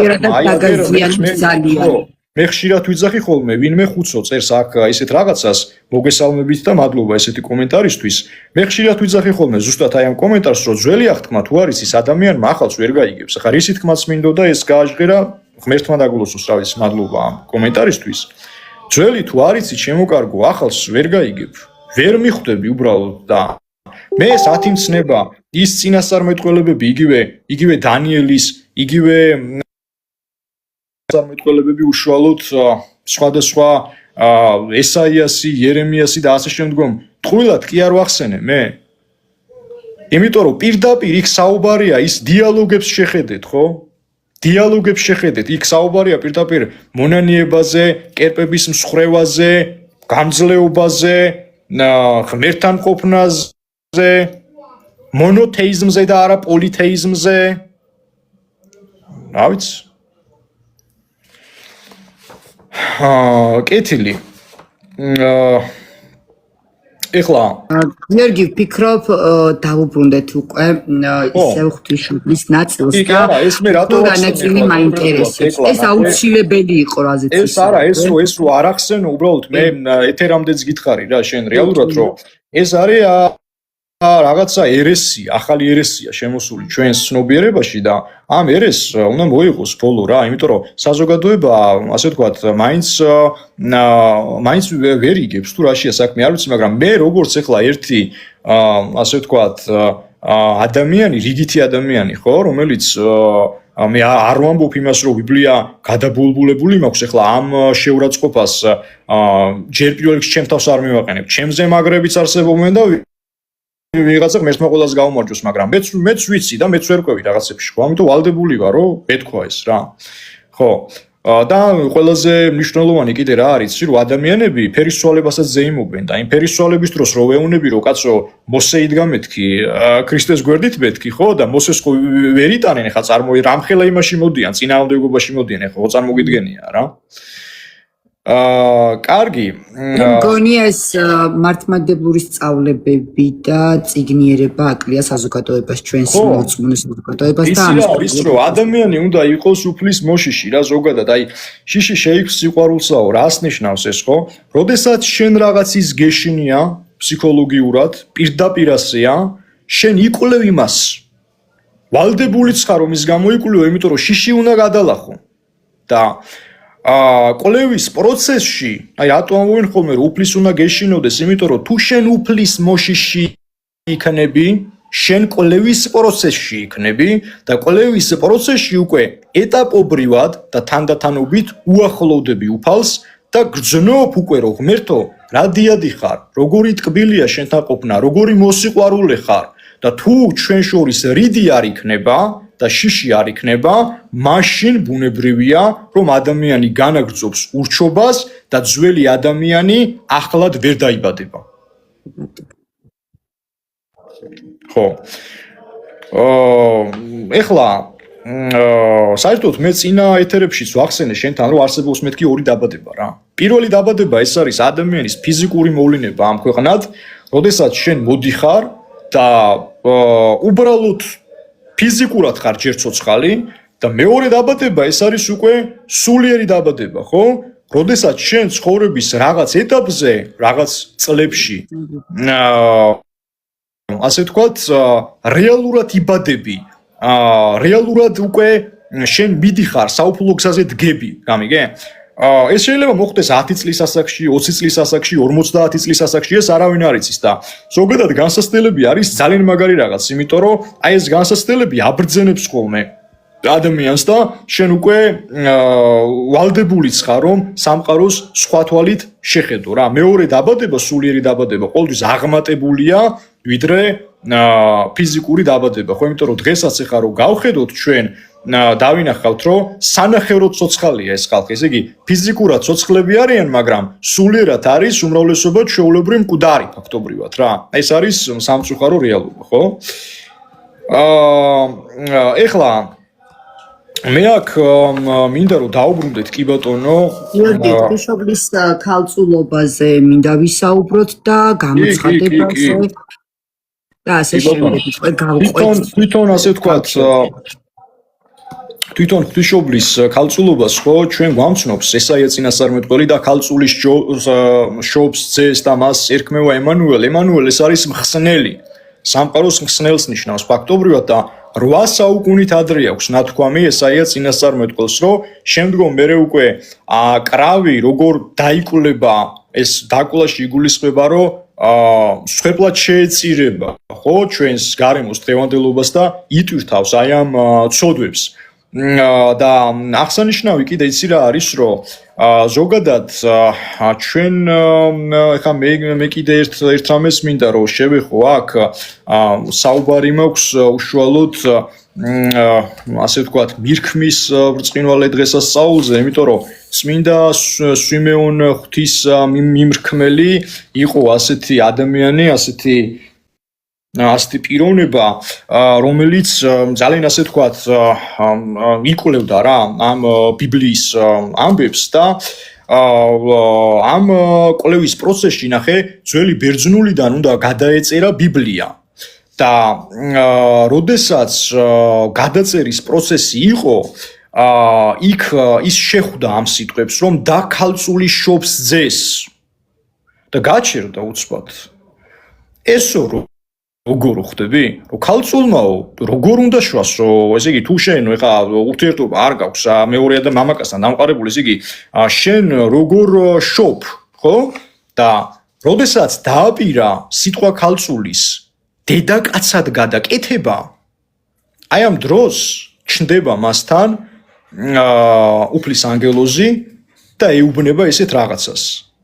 ამასო ხელი არ ახლო, ნუ გადააკეთებო და არ მოკვდებიო იქამდეო სანამ შენ არ ნახავ ძეკასისას მოვლენილ სამქვეყნად 300 წელი იცხოვრა წმინდა სვიმეონ ღვთის მიმრქმელმა და 300 წლის განმავლობაში აი გადიოდა დრო არ კვდებოდა რა მეფეები იცვლებოდნენ დროება იცვლებოდა ხალხი მიდიოდა მოდიოდა ნუ რა არ ხდებოდა დედამიწაზე არ კვდებოდა და მერე უკვე უცბად სული წმიდა ეტყვის რომ რაც დი ახსდეკდა მიდი ეკლესიაში უკვე დაიბადა ხო ეს ზეღვთისა და იმდენ ყრმაში ხა მაშინ ისრაელში იყო ესეთი კონკრეტული ასე ვთქვათ 40 დღის შვილი რომელიც იყო მიყავდათ ხოლმე ტაძრად და ამაზე მაქვს აქ ყურადღება გამახვილებული და ამოიცნობს იმდენ ყრმაში სხვათა შორის ქრისტეს და აი ამ ამოცნობის პროცესში მიიხუტებს ხო აი და როგორც კი მიიხუტებს და მე სულსაც განუტევებს რა ფაქტობრივად და ეს პირდაპირ არის კაცო ნახსენები ამაზე დიდი ისტორია რა გინდათ ხო როდესაც ღვთისმშობლის ქალწულობას ვეხებით ჩვენ 360 წლის იყო წმინდა სვიმეონ მართალი რომელიც გავიდა მე უკვე ამ ქვეყნიდან ესე იგი 3 საუკუნე ნახევარი ფაქტობრივად ხო უფლის ანგელოზის ესეთი უწყებით არ გარდაცვლილა და ამ ერთი სიტყვის გამო ხო ერთი სიტყვის გამო რომელსაც შეხვდა ბიბლიაში რომ ქალწულს ასე ვთქვათ უნდა ეშვა ძე და ნუ დაფიქრდა მე და თვითონაც ხო ხდები აი შეეჭვდა რომ აი ქალწულმა როგორ და უნდა გადაეკეთა და უნდა დაეწერა დედაკაცი მაგრამ ნუ პირდაპირ უთხრა იქ ანგელოზმა რომ შენ თუ აქ დედაკაცს დაწერ ხო მე ცუდად წავიდოდა ნამდვილად საქმე ამიტომ ნუ მოხდა ის რაც მოხდა ხო კეთილი ეხლა ჩვენ მე მინდა აქ რომ ვისაუბროთ კიდევ ხარების ბრწყინვალე დღესასწაულზე იმიტომ რომ აი ღვთისმშობლის ცხოვრების შესახებ, აი მის ცხოვრებას რო დავაბრუნდეთ რა, იზრდება, ეხლა წარმოვიდგინოთ, წლები გადის, წმინდა მარიამი არის დაკავებული ძირითადად საღვთისმეტყველო საკითხებით, მათ შორის საეკლესიო ხელსაქმეით და ასე ვთქვათ, ხარების ბრწყინვალე დღესასწაული, რომელიც აღინიშნება ძველი სტილით 25 მარტს და ახალი სტილით 7 aprilს, ხო? ღვთისმშობელს ეუწყა უკვე მესიის განკაცება მთავარანგელოზი გაბრიელის ენით და საერთოდ მთავარანგელოზი, ასე ვთქვათ, გაბრიელი არის ერთ-ერთი ძალიან ძლავრი ძლიერთაგანი, ეს იუდაიზმის არის მოხსენიებული, ბაჰაიზმშიც არის მოხსენიებული და როგორც უფლის მაცნე, როგორც გმირი, მაგალითად აი ებრაულ წყაროებში ის არის ნახსენები როგორც უფლის მარცხენა ხელი, ესეც არის მინდა ვთქვა ნახსენები და აი აქ ხარების პროცესში რა არის ნახე მნიშვნელოვანი თეკლა, მნიშვნელოვანია ის რომ ღმერთი აქაც კი თავდაბლობას გვასწავლის, იცი? თავდაბლობას აი რა კუთხით? იმ გაგებით რომ უფალმა მისი ნებით აი ესე კი არ მოისურვა რომ ესე მინდა და ეხლა გამკაცდები, არამედ მთავარანგელოზი გაბრიელი მიდის ხო, ეკითხება კიდეც, აი თან წინასწარ ამცნობს ხო რაც შეიძლება რომ მოხდეს და ასე ვთქვათ, წმინდა მარიამისგან უარს კი არ იღებს. ეს ერთგვარი შეკითხვაა, ხვდები, რომ ადამიანის ნების გარეშე თვით ღმერთმაც კი არ მოისურვა განკაცება. წარმოვიდგინე რამხელა თავდაბლობაა ეს შენ ხვდები ფაქტობრივად? ეს უდიდესად ასე ვთქვათ საყურადღებო მომენტია, საყურადღებო მოვლენაა რა. და იქ არის უკვე დიალოგი ხო აი მთავარანგელოზ გაბრიელსა და ღვთისმშობელს შორის, რომ ღვთისმშობელი ეუნება კიდეც იქ მთავარანგელოზ გაბრიელს, რომ მე მამაკაცისაო, არა ვიცი რაო. ესე იგი, ღვთისმშობელიც შეეჭვდა ხო იქ რომ რეალურად თუ შენ ურთიერთობაში არ ხარ ადამიანთან შესული ისე როგორ უნდა მოხდეს, მაგრამ მთავარანგელოზი გაბრიელი პასუხობს რომ ეს მოხდება სულიც მიდის ძალით. ეს საოცარი მომენტია და აი ამ მომენტში თვითონ ისევ და ისევ იგრძნობა უფლისა და ადამიანის კონტაქტი, ურთიერთობა. აი თუნდაც ეს ურთიერთობა ჩვენ შეიძლება მოვიდგინოთ როგორც დიდ პატარის ურთიერთობა, შეგიძლია ეგეც გაიგო. საოცარია, ხო? და რა ხდებოდა ახლა რეალურად კიდევ მაგალითად აი ქრისტეს უკვე შობის დროს, აი ამაზეც რომ მივიდეთ ჩვენ. აი ჩასახვის მერე, უკვე ხარების მერე და ხარება რატო ქვია, საერთოდ რატო არის? აი რატო ქვია ეს დღესასწაული? იმიტომ რომ ადამსა და უფალ შორის ჩატეხილი ხიდი აღდგა. ხა ჩვენ როგორც ვიცით, ძველ იმაში რა ქვია, ძველ აღთქმაში ყველა ადამიანი უშუალოდ როგორი კეთილშობილიც არ უნდა ყოფილიყავი, რანაირი სიკეთეებიც არ უნდა ქონოდა, როგორიც არ უნდა ყოფილიყო შენი ცხოვრება გამსჭვალული, სულ რომ აი მართლა ღვთივსულიერი, ღვთივსათნო ცხოვრებით გეცხოვრა შენ, მაინც ბოლოს ჯოჯოხეთში მიდიოდი. იმიტომ რომ ხო გეუბნები 64-ის კარი იყო დაკეტილი და უფლის განკაცებით და მისი ჩასახვით მადლი მოიღო უკვე, აი წყალობა მოიღო უფალმა კაცობრიობაზე, ადამიანებზე და ჩვენ უკვე ვიცით რომ აღსრულდა ძველ აღთქმაში დაწერილი ის ძველი წერილი, რითაც ეცხადებოდა ხო თუნდაც ქრისტე ღმერთი წინასწარმეტყველებს, აი იგივე აღსრულდა ესაია წინასწარმეტყველის ნათქვამი, რომელიც 8 საუკუნით ადრე იყო დათარიღებული, არა? რომ ქალწული შობს ძეს და მერე ის ასე ვთქვათ, მისი ზრდადობა როგორი იქნებოდა, ჯვარზე გაკვრა როგორი იქნებოდა, ეს ხო ნაწინასწარმეტყველები იყო, ეს ხო უფლისგან იყო ნაუწყები, არა? ეს პირობა ხო მოცემული იყო.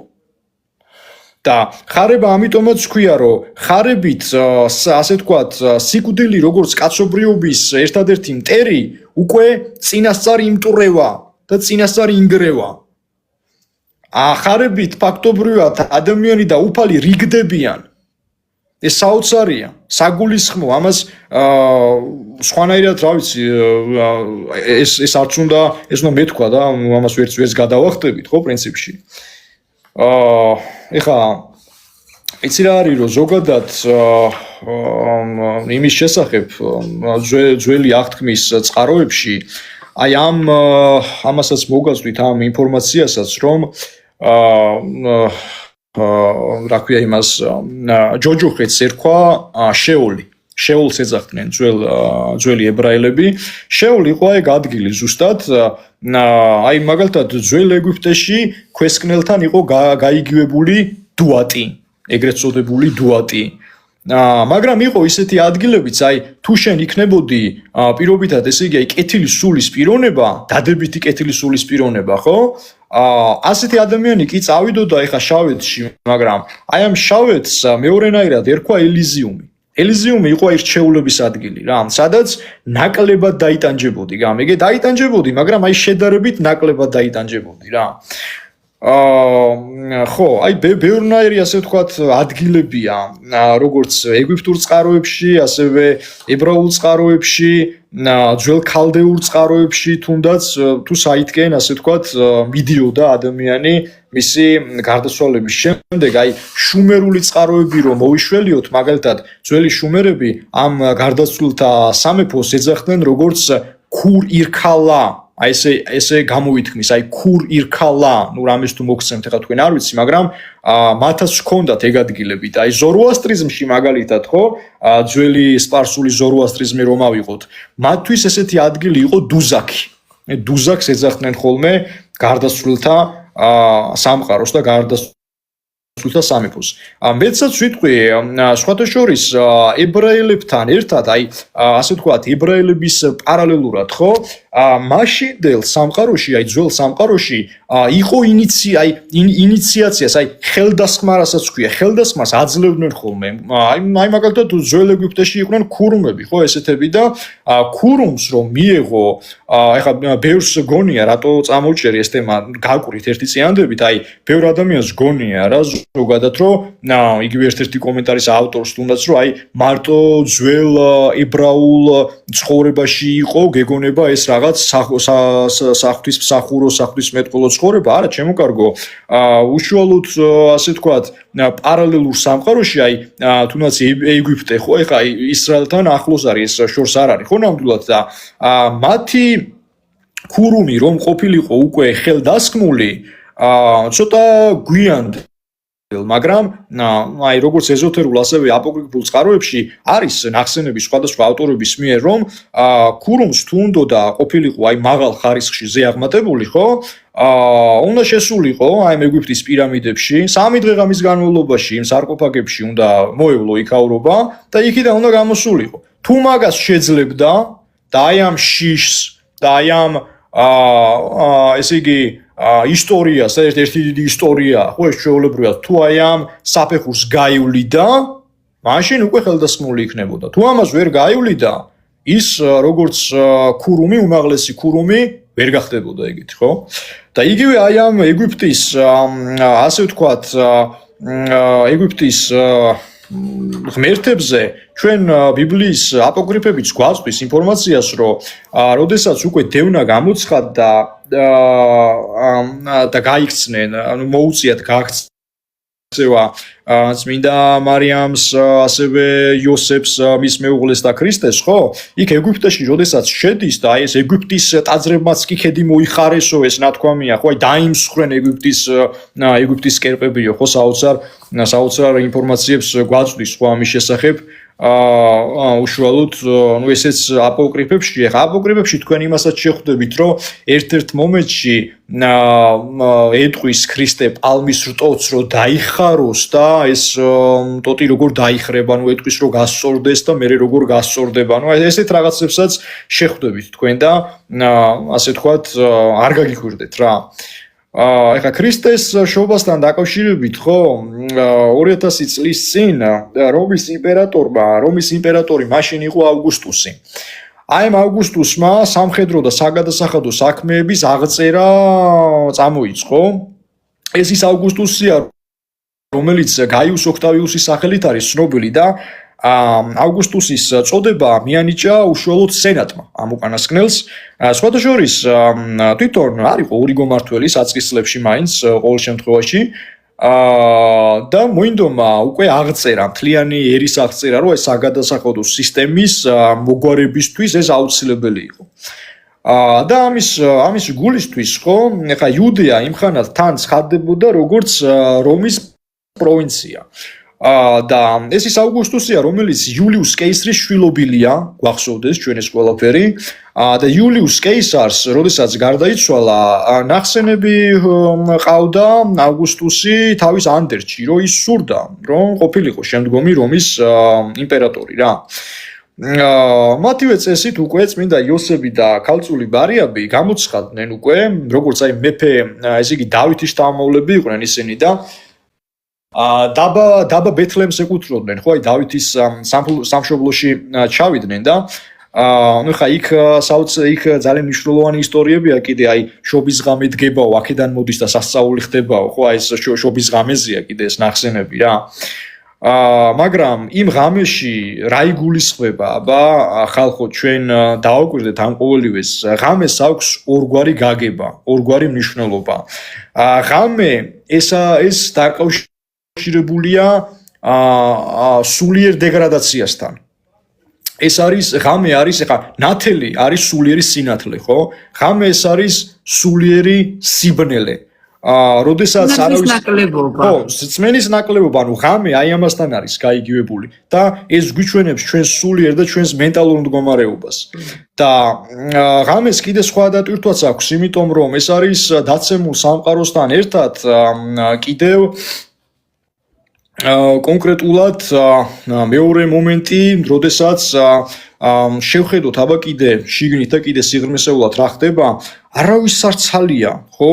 აბსოლუტურად უფლისთვის, აი მარტოა, განრიდებულია, სამყარო განრიდებულია და ვარსკვლავ მრეწველების და მოგვების არა ეს კი მივალ მაგამდე, იმიტომ რომ კიდე ღამეს რა დატვირთვა აქვს, რომ არავის სარცალია ნახე უფლისთვის და აი ამ რატო აირჩია ღმერთმა საღამო ეს, იმიტომ რომ ღმერთი იქ კი აი დღის შუქზე, განათებულ შუქზე, სასახლეებში და რაღაც დიდრულ ცხოვრებაში კი არ მოევლინა უფალი ამ სამყაროს. აი ესეც კი, ნახე, ძველი აღთქმიდან მოყოლებული ჯერ კიდე, ხო? ესეც კი გვიჩვენებს აქაც კი უფალი იმას, რომ შენ თავმდაბლობა გმართებს. შენ უნდა იყო ადამიანო, ნახე, მე სამყაროს შემოქმედი, მე რომელმაც შენ შექმენი, რომელიც გაპურებ, გასაზრდოებ, მე მოვდივარ, ბაგაში მოვდივარ. აი ეს უნდა გაისიგრძე განოს ყველა ქრისტიანმა, რომ თავმდაბლობა არის ქრისტიანობის თავი და თავი. და ნახე, ფაქტობრივად ჩვენ რასაც და სხვათა შორის აი წმინდა ბერი გაბრიელი იტყვის ხოლმე რა ამაზე, აი ქონდა ხოლმე მას ნათქვამი, რომ უფალმა დაბალთ მოსცეს მადლიო. თუ შენ თავმდაბალი არ ხარ, უფლისგან რა ხსნას ელოდები, ხო? აი პირდაპირ ამას გეუბნება წმინდა ბერი გაბრიელიც, მამა გაბრიელზე მაქვს საუბარი. იმ ღამეს სხვათა შორის მთავარანგელოზი გაბრიელი გამოეცხადება ადერის კოშკში დაბანაკებულ მწყემსებს და შემოქმედის შობას ახარებს. რაც შეეხება მოგვებს, მაშინ მართლაც იყვნენ ესეთი სამი მოგვი, რომლებიც გამოყვებიან აი ციურ ვარსკვლავს მანათობელს. ეს მოგვები არიან სპარსელი ასტროლოგები. ჩემთვის ნაცნობი ის არის, რა ქვია, სპეროა. ვინც არის ვინც არის გეტყვით კი ბატონო და შობის ვარსკვლავი ეწოდება ხო ამას და ნახე მიართმევენ ესე იგი ოქროს იმას რა ქვია გუნდრუქს და ხო მურს რა მაგრამ ყველაზე მთავარი იცი რა არის რომ მთავარი არის ის რომ ეს მოგვები შემდგომ უკვე გარკვეული წლების მერე რა ქვია ერთ-ერთი მოციქულის თომა მოციქულის მიერ გაქრისტიანდებიან და მათი წმინდა სხეულის ნაწილები დავანებული დაკრძალულია გერმანიაში დღეს კიოლნის საკათედრო ტაძარში. რატო ახსენე ხა ეს იცი? იმიტომ რომ დღევანდელობაში დააკვირდები, დღევანდელი გინდას ეს ვარსკვლავთ მრიცხველები იყვნენ, ეს ასტროლოგი იქნები, ფსიქოლოგი იქნები, ფილოსოფოსი იქნები, ნუ არ ვიცი ხა აი სულ ლოგოსების იმაში ვართ, ხო, ეპოქაში ვართ რა. გაიხედები და ყველა არის თითქმის ღვთისმგონობაში ჩავარდნილი. და აი ეს ვარსკვლავად რიცხველები ხო პირდაპირ გვეუბნებიან ჩვენ თუ როგორი უნდა იყოს რეალურად შენ თუ რაიმეს იკვლევ და თუ რაიმე მეცნიერი ხარ თუ ვინც ხარ და რასაც წარმოადგენ როგორი უნდა იყო ხო აი პირდაპირ მითითებას გვაძლევენ იგივე აი ფილოსოფოსების ფსიქოლოგების და სხვათა შესახებ რომ ადამიანი არ გადავიდეს ზედმეტი ასე თქვათ რაღაც ანარქიული ტალღისკენ და შეინარჩუნოს ხო უფალთან ნორმალური ურთიერთობა რა შობის ღამეს დანთებული სანთელი ხა ბევრი მეკითხება ხოლმე კიდე ამას სხვათა შორის რომ აი შობის ღამეს რო ვანთებთ ხო ამ სანთლებს ეს აი ეს რას ნიშნავს და ეს შემოგარგო პირდაპირ გეტყვით რომ სანთლის წინ ანთებული სანთელი ეს ნიშნავს იმას რომ ჩვენ გვახსოვს უპირველეს ყოვლისა ის ისტორია რაც მაშინ მოხდა და მეორე რომ ჩვენი გულია უკვე სინათლით სავსე და ჩვენ მზად ვართ რომ აი ჩვენს გულში ქრისტე დავიტიოთ ხო?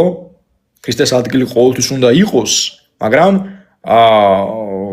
ეხლა უკვე ცოტა უფრო შემაღლება, აი უფრო ამაღლებულ პოზიციაზე დადგომაა საჭირო, ხო?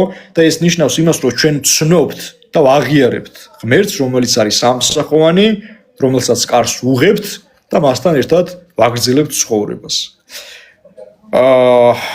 ხო, აქ რაც შეეხება უშუალოდ წმინდა იოსებს, 1-2 სიტყვა კიდე მასეც მინდა რომ თქვა, იმიტომ რომ წმინდა იოსები ეს იყო უფლის ხორციელი мама, ხო, ასე ვთქვათ და მას ძველი ქორწინებიდან დარჩა, შვილები დარჩა, ის გარდაცვლილი, ანუ ქვრივი კაცი იყო და მაშინდელ ისრაელში ხო აი ებრაულ წესში ხო იყო ასეთი წესი კონკრეტულად რომ როდესაც ადამიანი ასე ვთქვათ მიაღწევდა უკვე აი თუნდაც იგივე ქალწული ხო აი ქალწული ხო იყო ღვთისმშობელი არა და როდესაც მიაღწევდა რაღაც კონკრეტულ ასაკს და მიაღწია კიდე წვე ღვთისმშობელმა ასაკს მაშინდელი წესით მეურვე გამოუყვეს ხვდები და ეს აი ამ მეურვის როგორც მეუღლის არჩევა როგორ მოხდა შეიკრიბა ეს სამღვდელოება და სამღვდელოება მოიტანა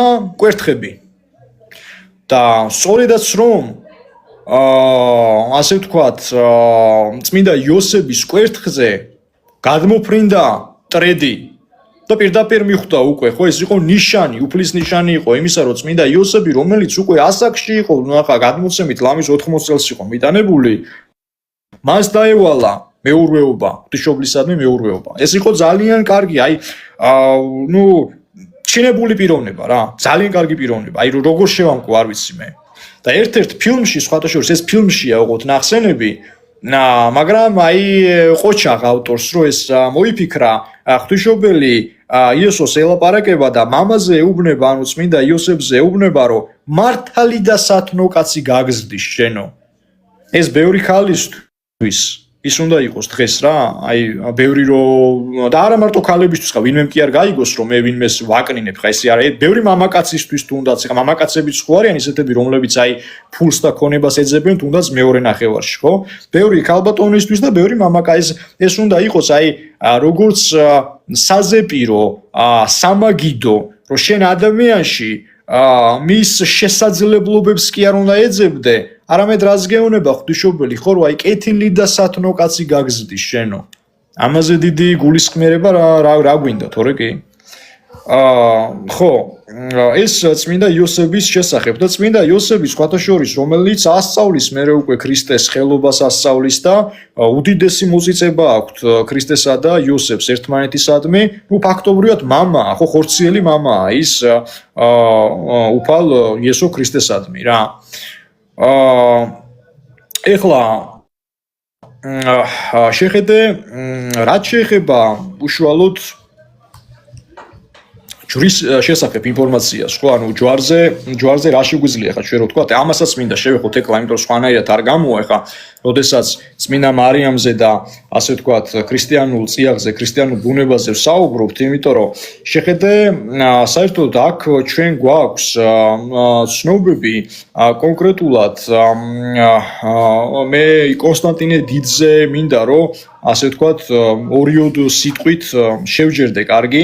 ეს ის კონსტანტინე პირველი დიდია, რომის იმპერატორი, რომელმაც საკუთარ თანამემამულეებთან ბრძოლის დროს, ხო, ასე ვთქვათ, მოხდა იქ დიდი გაუგებრობა, დიდი კამათი და აი ამ კამათის დროს დასაცავი გაუხდა კონსტანტინეს ქვეყანა რა, ფაქტობრივად და მძიმე და გადამწყვეტი ომის დროს კონსტანტინე პირველი აი მოციქულთა სწორად არის შერაცხული, რატომ არის შერაცხული? ხო, იმიტომ რომ ქრისტიანობის გულისთვის მან მოიწვია პირველი საეკლესიო კრება. მან დაიწყო ქრისტიანების არა დევნა, არამედ გათავისუფლება და ცაზე ნახავს ჯვარს გამოსახულს და აი იქ არის წარწერა ესეთი პერგამენტზე, რომ ამით ძლიერე, რაც უკვე უთხუარი და პირდაპირ ნიშანია იმისა, რომ ჯვარი, რომელიც ერთ დროს იყო რომაელთათვის როგორი საზარელი, იცი როგორი საზარელი იყო? ჯვარს რო დაინახავდნენ ადრე რომაელები, ეს იყო სიკვდილის სიმბოლო. ესე იგი, აი ჯვრის დანახვა, რაღა ჯვრის დანახვა და რაღა ასე ვთქვათ, დღევანდელი აი კუბოს რო შეხედა, ხო არ ხსიამოვნებს, არა ხო ძალიან ისეთ ცუდ განწყობაზე ხარ, ცუდის დაგეუფლება, არა ცუდი ასე ვთქვათ, საზარელია, შემაძრწუნებელია შენთვის, ხო? და ჯვარზე გააკრეს მაგალითად ვინ იგივე აი ძველი სპარტაკი რო ავიღოთ და მისი თანამებრძოლები ვისაც იჭერდნენ და ჯვარზე აკრავდნენ კიდე რომელ პიროვნებებს ჯვარზე აკრავდნენ არა რომაელს ან თუ ის რომაელი იქნებოდა უნდა ყოფილიყო პლებე ანუ აი ფაქტობრივად როგორც გლეხი და რაც თავარია ჯვარზე გაკვრა იყო უდიდესი შეურაცხყოფა ყველაზე დამამცირებელი სასჯელი, სიკვდილით სასჯელი, რაც კი რამე არსებობდა კაცობრიობის ისტორიაში. და ჯვარი გახდა როგორც კი სიწმინდე მიეახლა მას, როგორც კი უფალი მიეახლა მას, ხო? ჯვარი გახდა გამომხსნელი. ჯვარი გახდა მაცოცხლებელი. ჯვარი ეს არის სხვათა შორის აი ეგვიპტოლოგიაში, ეგვიპტოლოგები დამეთანხმებიან მე. ჯვრის სიმბოლო იყო ძველებური ანხი. ანხი ქვია, ესე ქვია სხვათა შორის მას და ეს ანხი ხო, აი როგორც გასაღები, აი როგორც ეგრეთ წოდებული ბრჭყალებში კლიტე დაახლოებით აი ეგრეა რა. მომრგვალებული თავი აქვს ანხს, ოღონდ. და მაშინ სხვათა შორის ანხსაც დიდი სიმბოლური დატვირთვა ჰქონდა. ანუ ხა ძველ ეგვიპტეში ცოტა სხვანაირი დატვირთვა ჰქონდა მას, მაგრამ რომში რომაელი, რომელიც ჯვარს დაინახავდა, იქ იყო რა იცი აი ძველ პანთეონს იგივე იუპიტერი ეს არის გაიგივებული ზევსთან, ხო?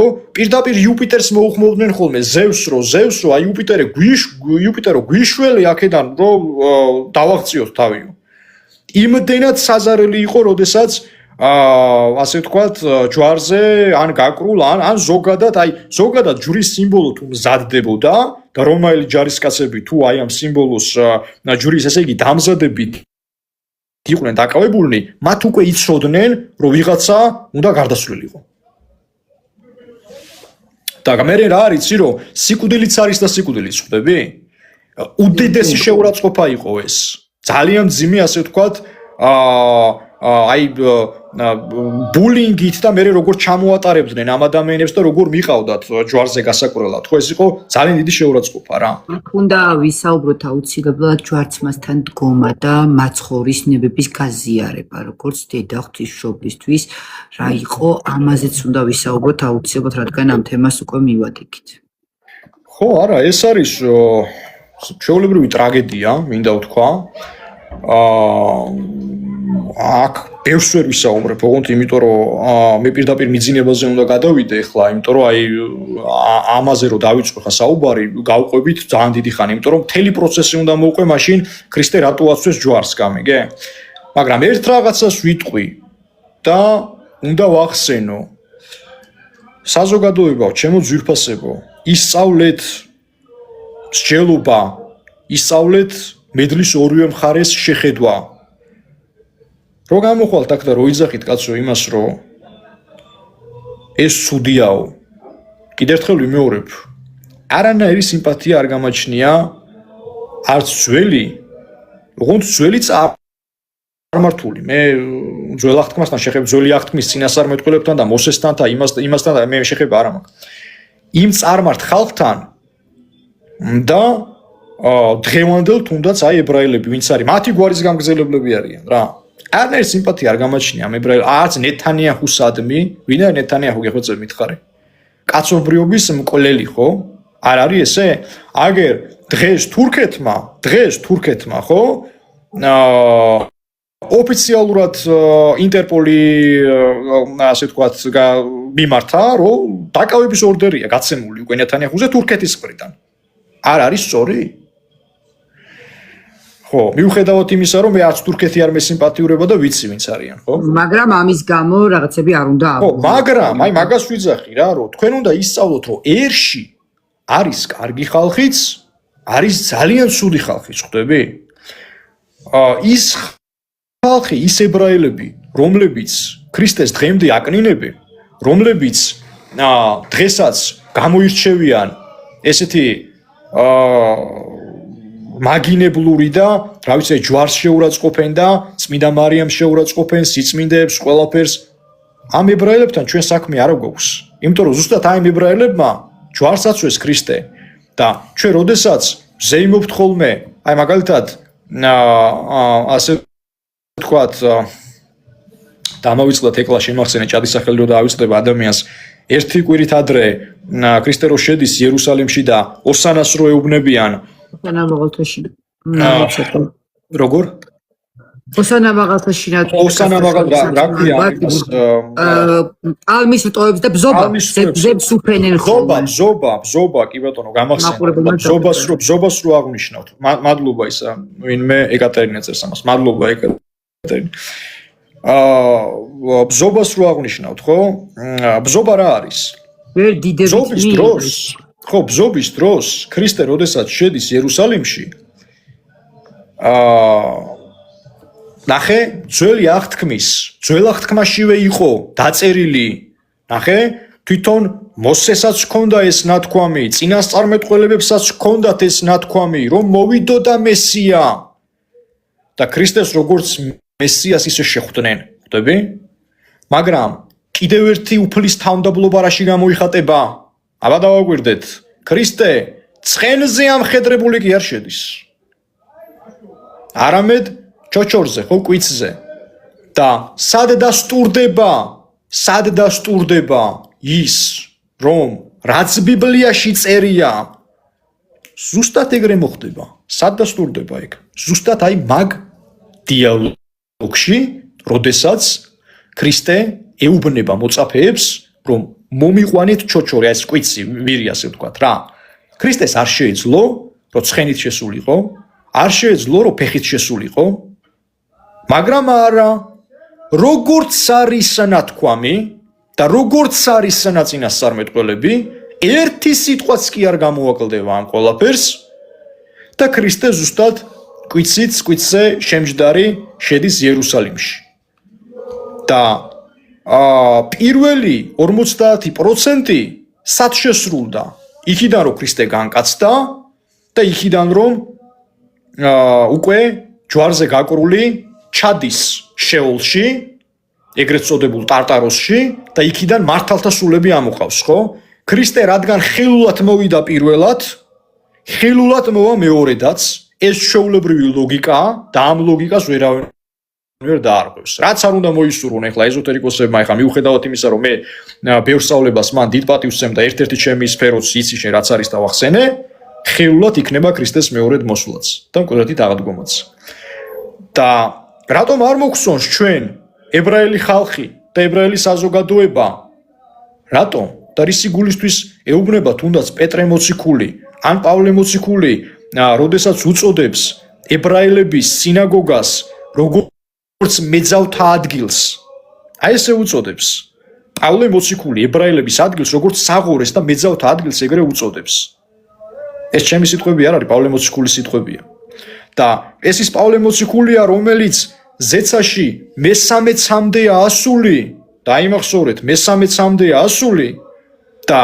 რას ხედავს არადა პავლე მოციქული არის გენიალური აი ესე იგი მასზე განათლებული პიროვნება იმ ხანად პავლე რო იყო, ძნელი საპოვნელია ეგეთი რა. და პავლეს აქვს როგორც წარმართული ცოდნა, გახსოვდეთ ეს თქვენ, ასევე საღვთისმეტყველო ცოდნაც. ესე იგი, მას აქვს როგორც მეცნიერული ცოდნა, ასევე საღვთისმეტყველო ცოდნა. რა წამს მან ქრისტე მიიღო ფაქტობრივად, ხო? მისი ცოდნა არის უკვე დუალური, ორგვარია, ხვდები? და მესამე-მდე, როდესაც ადის პავლე ზეცად და უკან ბრუნდება, ვალდებულია. დააკვირდით ხალხო? ვალდებულია, რომ მან თქვას ის თუ რა იხილა. ოღონდ უნდა თქვას არა გაშლილად, არამედ ლაკონურად და აღწერით. და იცი რას ამბობს? როდესაც უფლის სამყაროს ნახავს, აი როგორც 64-ს მოდი ასე ვთქვათ, ხო? რაც ადამიანის თვალს არ უნახავს, ყურს არ სმენია და გულს არ გაუველვებიაო, ის მოუმზადაო ღმერთმაო მართალთო. ამაზე გასაოცარი რაღა უნდა იყოს, ხო? თვითონ პავლე მოციქული გეუბნება ჩემო კარგო ამას. და ებრაელებმა, როდესაც ქრისტე ბზობის დღესასწაულზე შედის იქ და იწყებს ქრისტეს ქადაგებას თუ როგორი უნდა იყოს ადამიანი, რას ეუბნებიან, იცი? როდესაც ქრისტემ დაიწყო მისი პოსტულატების შესახებ სჯაბასი და თქვა, რომ უნდა მოინანიოთ, რომ მოახლოებულია ცათასასუფეველი, რომ უკვე ბოლო დეკადაღა იყო დარჩენილი და ბოლო ეხა უფლისთვის ერთი დღე ადამიანისთვის არის 1000 წელი, ხო? 2 დღე გავიდა, 2000 წელი გავიდა, ხო? ეს იყო ბოლო ეტაპი, ბოლო უკვე 2000 წლიანი ეტაპი ფაქტობრივად, რომ შენ უნდა გიყვარდეს შენი მოყვასი, რომ შენ ბოდიშიც უნდა მოიხადო თუ საჭიროა, რომ შენ მარტო მატერიალურს კი არ უნდა შეეხო, არამედ უნდა შეეხო უპირველეს ყოვლისა სულიერს. იცი რა თქვეს მაგ ებრაელებმა? ეს არ ყოფილა ჩვენი მესიაო და ბარაბა ამჯობინეს და ჯვარზე გააკრეს. აი სწორედ ამ ებრაელებს ამხელენ ეს ძველი აღთქმის წინასწარმეტყველებები, ხალხო, გაიგეთ და წაიგითხეთ კარგად რა. ამას ამხელდა მოსე, ამას ამხელდა დანიელი, იერემია, ესაია, ოზია, რა ვიცი, ყველა ამას ამხელდა პავლე მოციქული თვითონ ებრაელი იყო, რომელიც ამბობდა, რომ მეძავთა ადგილია სინაგოგაო. მეტი არგუმენტები მე არ ვიცი.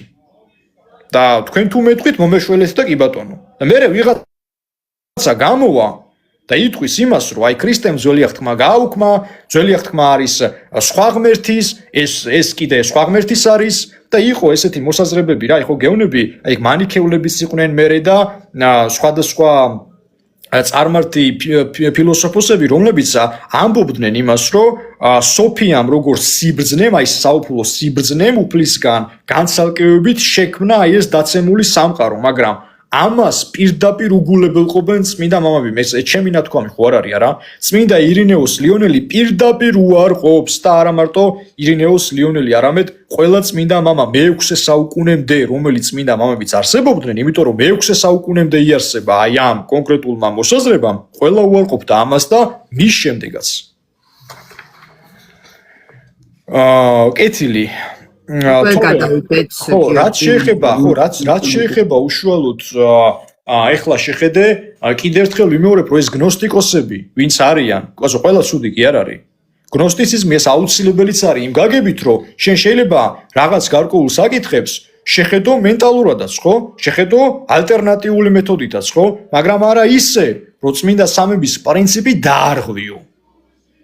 ეს არ შეიძლება რა. ეხლა რაც შეეხება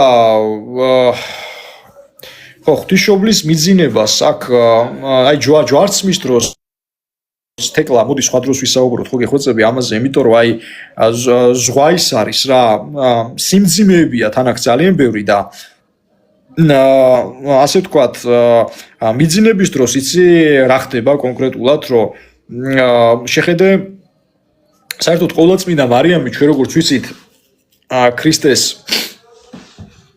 ამაღლების შემდეგ ჯვარზე რა უთხრა აი ქრისტემ ხო კონკრეტულად ღვთისმშობელს რომ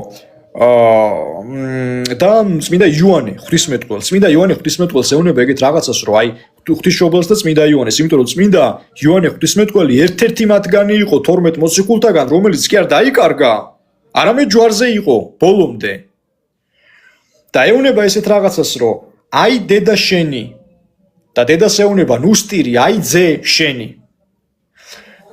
ამის შემდეგ ხშირად ირჩევდა ხოლმე სხვათა შორის სალოცავად გოლგოთას და ზეთისხილის მთას ღვთისმშობელი განმარტოვდებოდა ხოლმე და ეს ადგილები ძირითადად ეს ბაღის თუნდაც აი გაშენებული ბაღი ხო იოანე ღვთისმეტყველს მამამისისგან ზებედესგან ჰქონდათ ან ნარგები და ხშირად დადიოდა ხოლმე ღვთისმშობელი და ერთხელაც აი ზეთისხილის მთაზე როდესაც თავად იყო განმარტოვებული აი ამ მთაზე გამოეცხადება მთავარანგელოზი გაბრიელი ისევ მთავარანგელოზი გაბრიელი და ეუბნება რომ 3 დღის განმავლობაში მოახლოვდა ასე ვთქვათ მისი ამ ქვეყნად გასვლის დრო და 3 დღის შემდეგ უკვე ის დატოვებდა ამ წუთის სოფელს და ღვთისმშობელი ამ ყველაფერს ხვდება ძალიან კარგად, იცი, აი მისი სახე არის განათებული, უხარია, იმიტომ რომ ის თავის ძესთან წავა, ხო? ეხლა განსხვავებით სხვა ჩვეულებრივი ადამიანებისგან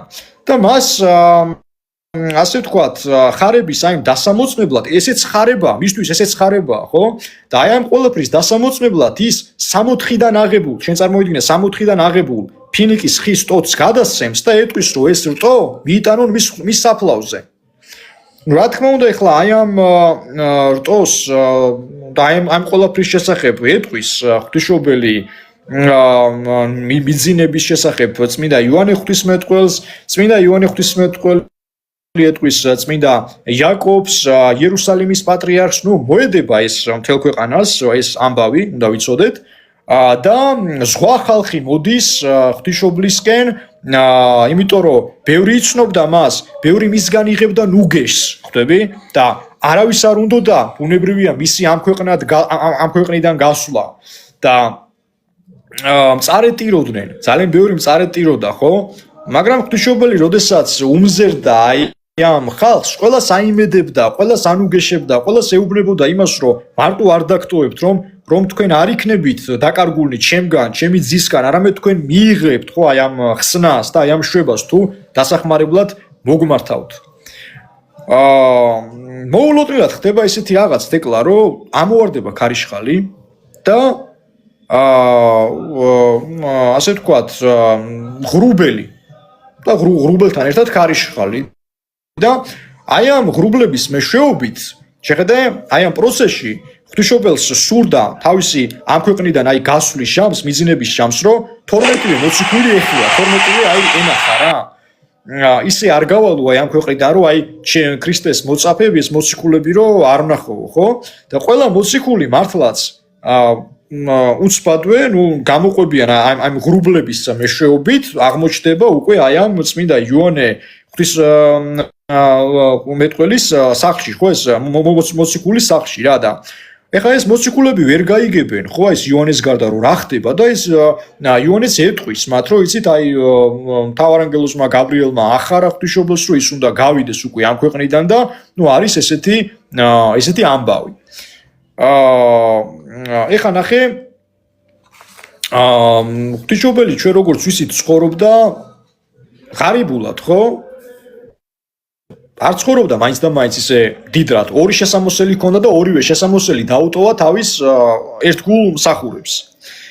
მესამე სხვათა შორის უკვე დღე როდესაც დადგა და დღის 3 საათი იქაურობა მოიცვა ღვთაებრივმა ნათელმა. აი საოცარი ღვთაებრივი ნათელი იყო, აი უკვე სახლში დადგომელი და ჭერი იღება, ფაქტობრივად ეს გალავნის ეს მაღლითა ჭერი იღება და თვითონ უფალი მოდის ხო მასთან იმისთვის რომ მისი მიწიერი დედის სული მიიბაროს, მიითვისოს და აქ ნახე როგორი რაღაც ხდება შენ რა. აი ამ დიალოგის პროცესში ღვთისმშობელი ღმერთს, ქრისტე ღმერთს ეუბნება ესეთ რაღაცას. მივდივარ შავეთშიო, ბნელ არეშიო, აი ამ ხან ბნელ არეში, ხან შავეთში ესე წერია რა. როგორი თავმდაბლობაა რა? იმას კი არ ამბობს რომ მე მივდივარ და განდიდებული ვიქნები და 64-ში ვიქნები და ასე შემდგომ. არამედ იმას ეუბნება რომ შენ მოხვედი შვილო, მაგრამ მე შეიძლება წავიდე შავეთში და რა თქმა უნდა თავისი ძე ამშვიდებს რომ შავეთში კი არა შენ ჩემთან იქნები, სიკვდილის კარი დაკეტილია ხო? განსხვავებით დღევანდელი ადამიანებისგან, რომლებიც ერთ-ორ სიკეთეს გააკეთებენ და გონიათ ხოლმე რომ მე უეჭველი 64-ში ვიქნები. ღვთისმშობელი ამბობს მაგას თქვენ წარმოიდგინეთ ელემენტარულად რომ მივდივარ შავეთშიო. საოცარია, ხო? და აქაც ამ პარტავნებას ჩანს ადამიანების ხვდები?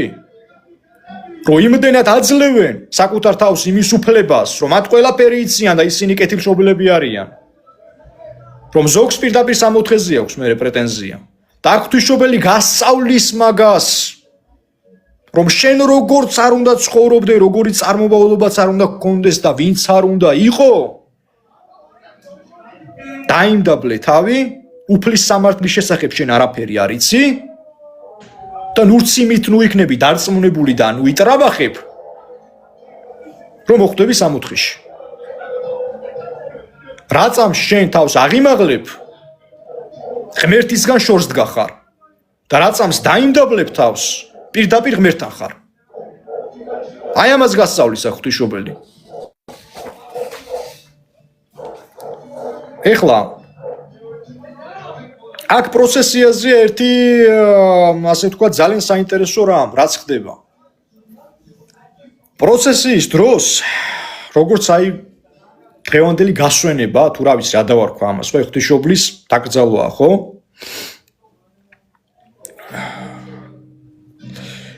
აქ ხდება ესეთი რაღაც, რომ ბოდის გიხდი მაყურებელს აქვს ესეთი შეკითხვა და რომელიმე აპოკრიფში თუ არის მითითებული რა ასაკში მიიძინა. ასაკში იყო უკვე, ასაკში იყო, აი ზუსტ ვერ გეტყვით, იმიტომ რომ მეც როგორც ვიცი არ არის ესე მითითებული. ხო, ანუ 70, 75, აი ასაკში რა მოდი ესე ვთქვათ რა.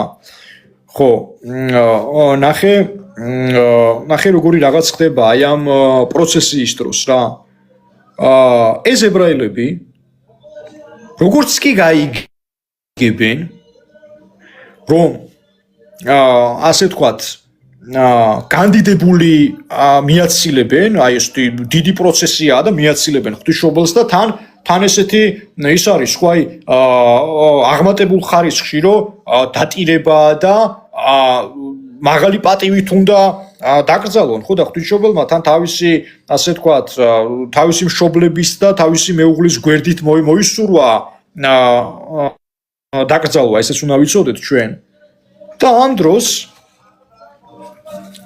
გავარდა ხმა ისრაელში, რომ აი ეს ხდება ღვთისმშობლის დაკრძალვა და ნახეთ ხალხო, რამდენი ხალხი მიდის, როგორ კარგად ექცევიან მას. და ერთ-ერთი სასულიერო მღვდელმთავარი იყო ათონია, რომელი ათონიაც იმდენად გაკადნიერდა და იმდენად ესე იგი შეურაცხადია რა უკვე წარმოიდგინე შენ, რომ ღვთისმშობლის ამ იმას სადაც ასვენია, ხო? ხელს კრავს, გამიგე რომ ესე იგი შეურაცხყოფა უნდა რომ მიაყენოს რა. და აი როგორც კი ამ სასტუმალს ხელი დაადო, უფლის ანგელოზისგან ორივე ხელი მოეკვეთა. ორივე ხელი მოეკვეთა რა. და ჩავარდება ესე იგი საშინელ გოდებაში, ხელები წართმეული აქვს, ანგელოზისგან წართმეული აქვს ხელები წარმოიდგინე და ესე იგი პირდაპირ უკვე მიხვდება თავის დანაშაულს და იტყვის რომ ქრისტიანენო, ესე იგი ქრისტეს მონანო ქრისტესნო შემიწყალეთ მეო და პეტრე მოციქული ეუბნება ესეთ რაღაცას რომ მსვლელობის დროს შეაჩერებს და ეუბნება რომ შენი განკურნება ჩვენ არ შეგვიძლიაო. შენი განკურნება შეუძლია ქრისტე ღმერთს ამ შემთხვევაში თუ ბოდიშს მოიხდი და დაუბრუნდები ჭეშმარიტ რწმენას. მართლაც ათონია შეინანებს ბოდიშს მოუხდის. აქაც სინანულზეა საუბარი. სინანულზეა საუბარი, მართლაც მოინანიებს ბოდიშს მოიხდის. მეახლება ისე ღვთისმშობელს და იმ წართმეულ ხელებს ხელს შეუერთებს, წარმოიდგინე შენ რა ხდება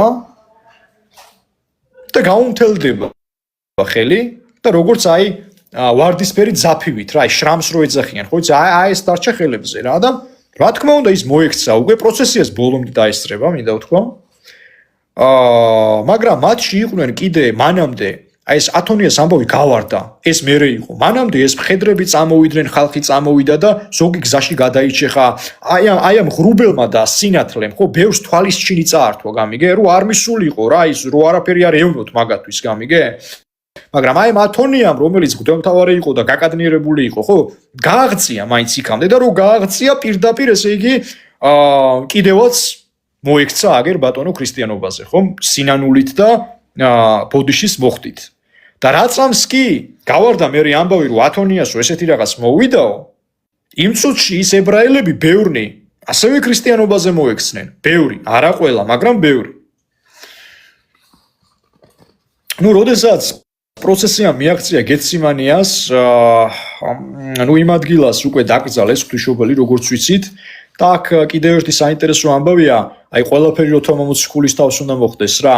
თომა მოციქული იყო, რომელიც ვერ იხილა მან პირველმა, ხო, ერთ-ერთმა პირველმა ქრისტეს ეს აღმატებული ხარისხი და სამწუხაროდ მოციქულებიდან თომას შეუგვიანდა ასე ვთქვათ ჩამოსვლა, ხო და იმდენად უნდოდა მას, რომ აი მეო ცოცხალსო ვერ შევხვდიო და გარდაცვლილს მაინც ვნახავო, გამიგე? და გააღებენ მართლაც აი აკლდამის კარებს მოციქულები და იმ აკლდამის კარებში ხედავენ რომ იქ აღარავინ აღარ არის. მარტო სუდარებია, ამ სუდარებიდან სურნელოვანი ეს სულ კეთილ სურნელოვანი სული მოდის ასე ვთქვათ და შიგნით ამ სუდარებს წამოიღებენ იმის ნიშნად რომ ხალხს დააჯერონ რომ ეს მართლაც ესად ამაღლდა ღვთისმშობელიც. და რა ხდება? ღვთისმშობელი ამაღლდა ზეცად და ეხა აქ არის ერთი მომენტი, აი მოციქულები ასრულებდნენ ხოლმე ძველი გადმოცემის მიხედვით ესეთი წესი იყო, აი უფლისწილი იყო, როდესაც ტრაპეზზე ჯდებოდნენ, პური შუაში იდო ხოლმე და როდესაც ტრაპეზი მორჩებოდა მერე ხო აი ამ პურს დაინაწილებდნენ და მირთმევდნენ, ხო? და აი ამ ერთ-ერთი ტრაპეზის შემდგომ ღვთისმშობელი მათ უკვე საკუთარ ფიზიკურ სხეულში ამაღლებული გამოეცხადებათ და ისევ ანუგეშებთ, ხო? ისევ ესე იგი პირდაპირ მიახვედრებთ, რომ მე აქ ვარ, მე ჩემს ძესთან ვარ და ეს რას ნიშნავს? ეს ნიშნავს იმას, რომ არა მარტო ქრისტემ, არამედ ღვთისმშობელმაც სძლია ბუნების კანონებს და სიკვდილი, როგორც კაცობრიობის ერთადერთი მტერი, კვლავ დამარცხებულია, ხოლო უფლის ჩვენისა ქრისტეს სიტყვები შესრულებული, რომელიც ქრისტეც პირდაპირ და ნათლად ამბობს, რომ ჩემი მიმდევარი კიდეც რომ მოკუდეს იცოცხლებს, ამიტომ ღვთისმშობელი და არა მარტო ღვთისმშობელი წმინდანებიდან თუნდაც იყოს წმინდა ირინე მათ შორის არ არის ესეთ ამაღლებული და ყველა წმინდანი ესეთ იქნება ამაღლებული. თქვენ უნდა დაფიქრდეთ რატომ არის ამ წმინდანის სხეულები მიწაზე დაბლა შედალოცულიშვილო, რატო? იმიტომ რომ შენ იხილო ის, შენ მიეახლო, შენ ხარ წარმართი, შენ არ გჯერა, რამდენი გაუხსნელი სხეულია, არა? რომ შენ მერე დაინახო ეს საფრთხო დიდება, იქ რომ მიდიხარ, კარგია, ხელს რო შეეხებ და რო იკურნები? ხო კარგია, არა? შენთვის არის ეს ყველაფერი აქ დატოვებული, თორე ქრისტეს მიმდევრები, რაც ქრისტემ თქვა, ესეც იქნება, ეხა მეორედ მოსვლის დროს ესე იქნება, ხო? აბსოლუტურად ყველა ქრისტეს მიმდევარი და ყველა ქრისტიანი და ქრისტეს გარეშე აი ამ ეგრეთ წოდებულ სამსარის წრეს ვერავინ ვერ დააღწევს თავს. ეს სამსარის წრე აქვს ამ აღმოსავლეთში, ხო, ეს რა ქვია, ბუდისტებს და ჯაინიზმის ბრაჰმისტებს და სხვადასხვა მიმდევრებს. აი ამ ლაბირინთიდან, რასაც ქვია დედამიწა, შენ ქრისტეს გარეშე თავს ვერ დააღწევ, ჩემო კარგო, ამის შანსი ნულს უდრის ფაქტობრივად. და მეორედ მოსვლის შემდეგ იწყება რეალური ცხოვრება. ცხოვრება, რომელიც ასე ვთქვათ, რომელსაც აი გემოს ჩაატან. და მეორედ მოსვლა ბევრ ადამიანს აშინებს და აი კანკალებენ ხოლმე, ხო, აი მე რა იქნება, მე როგორ იქნება, შედალოცულიშვილო რა უნდა იყოს, აი ესე იგი ბოლო ჟამი ეს არის როგორც სალმობის პროცესი, შედარებული აქვს, ხო, აი წმინდანებს სალმობის პროცესი. ეს სალმობა რას ნიშნავს? როგორც მშობიარე დედაკაც ტკივა და განიცდის აი ამ მარწუხებშია მოქცეული და წნეხს, ხო? აი ესია ბოლოც. მაგრამ შენ თუ დაითმენ და შენ თუ მედგრად იდგები, მიიღებ იმ უკვდავებას და იმ პირველ საწყის წყაროს, საიდანაც ადამი იქნა გამოდევნილი თავის დროზე და აგერ უკვე მრავალი საუკუნის განმავლობაში გვიწევს ჩვენ მიწაზე ყოფნა და მიწაზე ცხოვრება. ამიტომ მიწიდან ადამიანი უნდა ამაღლდეს და ისევ მარადიულობისკენ უნდა წავიდეს. ესეთი იყო ასე ვთქვათ ღვთისმშობლის მიძინებაც და აი სხვათა შორის ბოლო სიტყვები მოციქულებისა იყო ესეთი ხო ყოლა წმიდა ღვთისმშობლო შეგვეწიე და გვიხსნენ ჩვენ მოსავნი შენი დედოფალო გასხუნენ ჩვენო. აი ეს იყო გენიალური სიტყვები მათი. ხო ეხლა აი ერთს არ მინდა რომ ისე დავასრულოთ ეს თემა, მინდა გავაგრძელოთ, რაზეც მე და შენ გქონდა ჩართვამდე საუბარი, რამოდენიმე წუთით გავისაუბრეთ, მაყურებელს ვეტყვით, რომ ღვთისმშობლის დაბადებიდან მიძინებამდე მივსულიყავით და შემდგომ იყო უმნიშვნელოვანესი თემა, რომელიც არა მარტო ჩვენი ერის პრობლემა, არამედ მსოფლიო პრობლემას წარმოადგენს. როდესაც დედა ღვთისმშობელზე ვსაუბრობ და ლაპარაკობ პირველ რიგში დედობაზე, როგორც უდიდეს მისიაზე, ხო? და აქ ყველაზე რთულად გასაგები არის პრობლემა, რომელიც არა მარტო ჩვენს ქვეყანას აწუხებს, აბორტის საკითხი.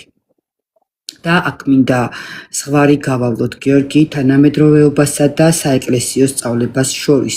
რატომ არის აბორტის ცოდვა, უდიდესი ცოდვა, უმძიმესი ცოდვა და დედა ღვთისმშობელი როგორც უფლის დედა, რას ნიშნავს? ქალი ხო მამაკაცი არის უფლის ხატი და მსგავსი, ხო? და დედობა დედა ღვთისმშობლისგან ვიცით ქალებმა რა არის. და რას ნიშნავს დედა ღვთისმშობლისთვის აბორტი და აბორტის ცოდვის მქონელი ადამიანი? მოდი ამაზე მინდა რომ ვისაუბროთ და ეს გქონდა მე და შენ რაღაც იცი რა არის, აი თვითონ მასაჩუსეტსში იყო ეხლა მიიღეს სხვათა შორის კანონი, მე რაც ვნახე რომ ეხლა როგორც ამბობენ იქ ექიმებთან გასაუბრების შემდგომ მოხდება ეს ყველაფერი ის, მაგრამ მე უკვე მეცხრე თვეშიც რო იყოს ნაყოფი, იმას შეუძლია რომ მშობელმა მოიცილოს უკვე თავიდან რა. ამაზე სხვათა შორის ბერ გაბრიელს აქვს ნანახი ღვთისმშობლის გამოცხადება, სადაც ნახავს უამრავ ნატანჯ ბავშვს და აი ამ ბავშვების ღვთისმშობლის წმინდა ბერი გაბრიელი ამბობს, როგორც მახსოვს მე, რომ მესმოდაო მათი გოდება და აი ამ ბავშვების ასე ვთქვათ ყვირილი რა და ღვთისმშობელიო იყო ძალიან ასე ვთქვათ გაბრაზებულიო რა და აი ამათ გამო მე მევედრებიო მეო დაახლოებით ესეთი დიალოგი შედგა რა მათ შორის და ამიტომ ღვთისმშობელს არ სიამოვნებს და არ მოსწონს, როდესაც ბევრი ადამიანი მიდის საქართველოსდან ერთი. მეორე, როდესაც ამდენი აბორტი, მაგრამ ეს აბორტები რამ გამოიწვია და საერთოდ რა ეპოქაში გვიწევს ჩვენ ცხოვრება, ხო, როდესაც ვახსენებთ ბოლო ჯამს და მეორედ მოსვლის წინარე პერიოდს, ჩვენ უნდა ვიცოდეთ, რომ ეს ყველაფერი არის გამრავლებული, ცოდვაა გამრავლებული, ხვდები?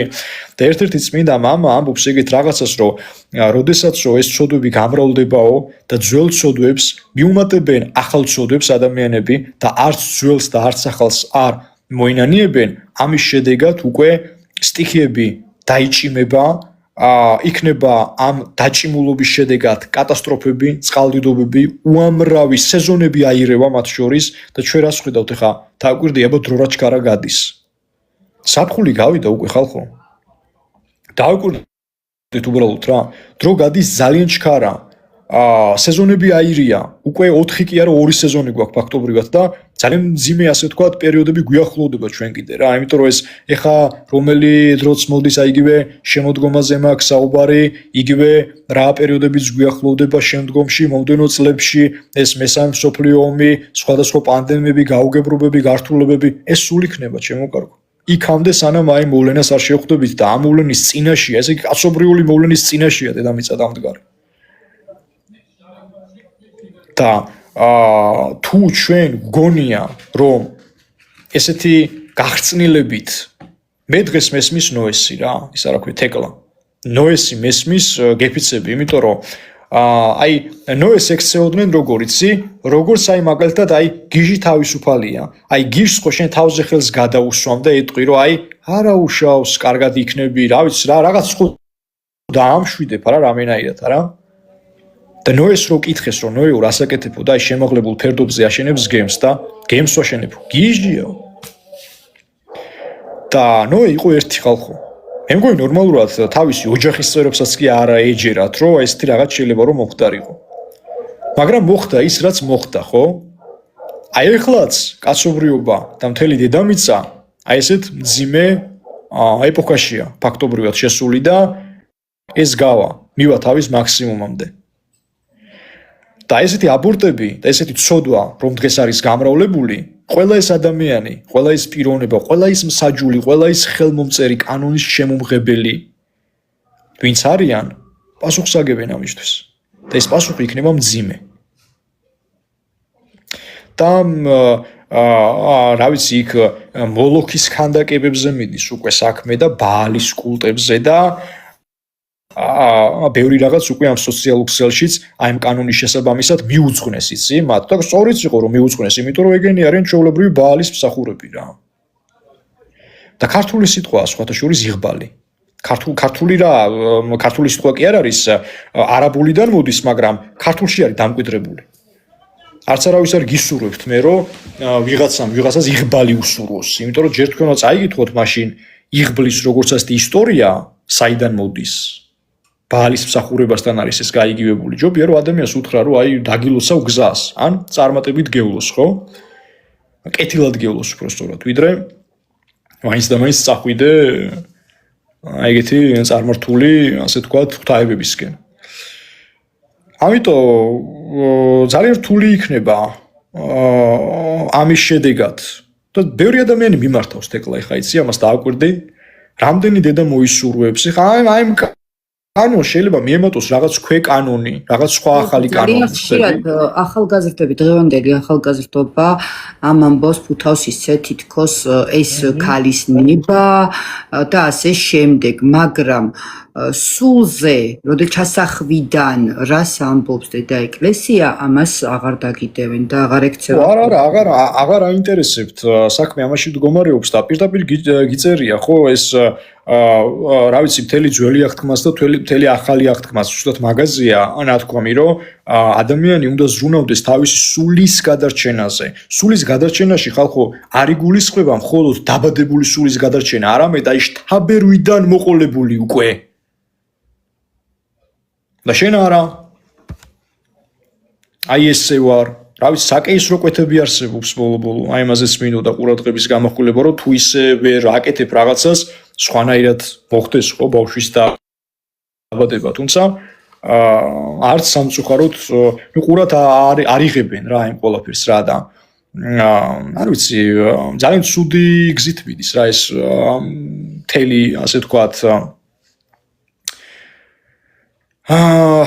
ბაალი ბიბლიური სიტყვაა და არა არაბულიო. არა, მე ბაალზე არ მაქვს საუბარი, იგბალზე მაქვს საუბარი, არაბული, ასე ვთქვათ, არაბულ წყაროებში გვხვდება ხოლმე ძირითადად. დაგესტარი გიორგი დავუწერეო. ამას კიდე სხვა ეტიმოლოგიური მნიშვნელობა აქვს, თორე ბაალის ქანდაკება იქ ქანაანში იყო სხვათა შორის და მისი მსახურება და ასე შემდეგ. ეს ცალკე ამაზე ბევრი შემიძლია რომ ვილაპარაკო, უბრალოდ ლამის 2 საათია უკვე ჩვენ ეთერში ვართ და ვფიქრობ რომ ნელ-ნელა უკვე ალბათ დასასრულისკენ დავაჩერებთ. იმიტომ რომ ტელეფონის ინტერნეტით მიწევს ხოლმე და ვიცი რომ მითხარი მე დროს უყურებდი შესაბამისად. აი ვინც გვისმენდით მეგობრებო, ყველას ვიდა უღრმესი მადლობა გითხრათ. მოგახსენოთ.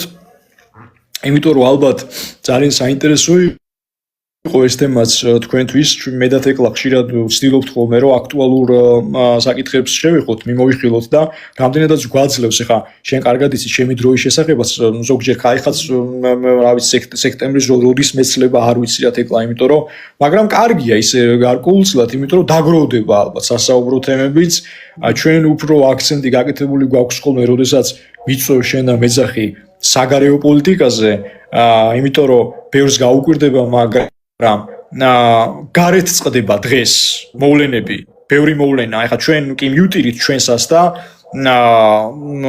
რა ვიცი, კი უნდა მიუტიროთ, ეს აუცილებელიც არის, მაგრამ გარეთ წყდება ეს მოვლენები დედამიწის ბედი. გარე მოვლენები განსაზღვრავს ჩვენს ქვეყანაში არსებულ სიტუაციებს და განსაკუთრებით ახლო აღმოსავლეთში მიმდინარე ყველა ის მოვლენა და ყველა ის პროცესი, რის წინაშე ზარის და იქნება უახლოეს ხანებში დედამიწა მოქცეული, ამიტომ ყველას გისურვებთ სიბრძნეს, იმიტომ რომ სიბრძნე ცოდნაზე მეტია.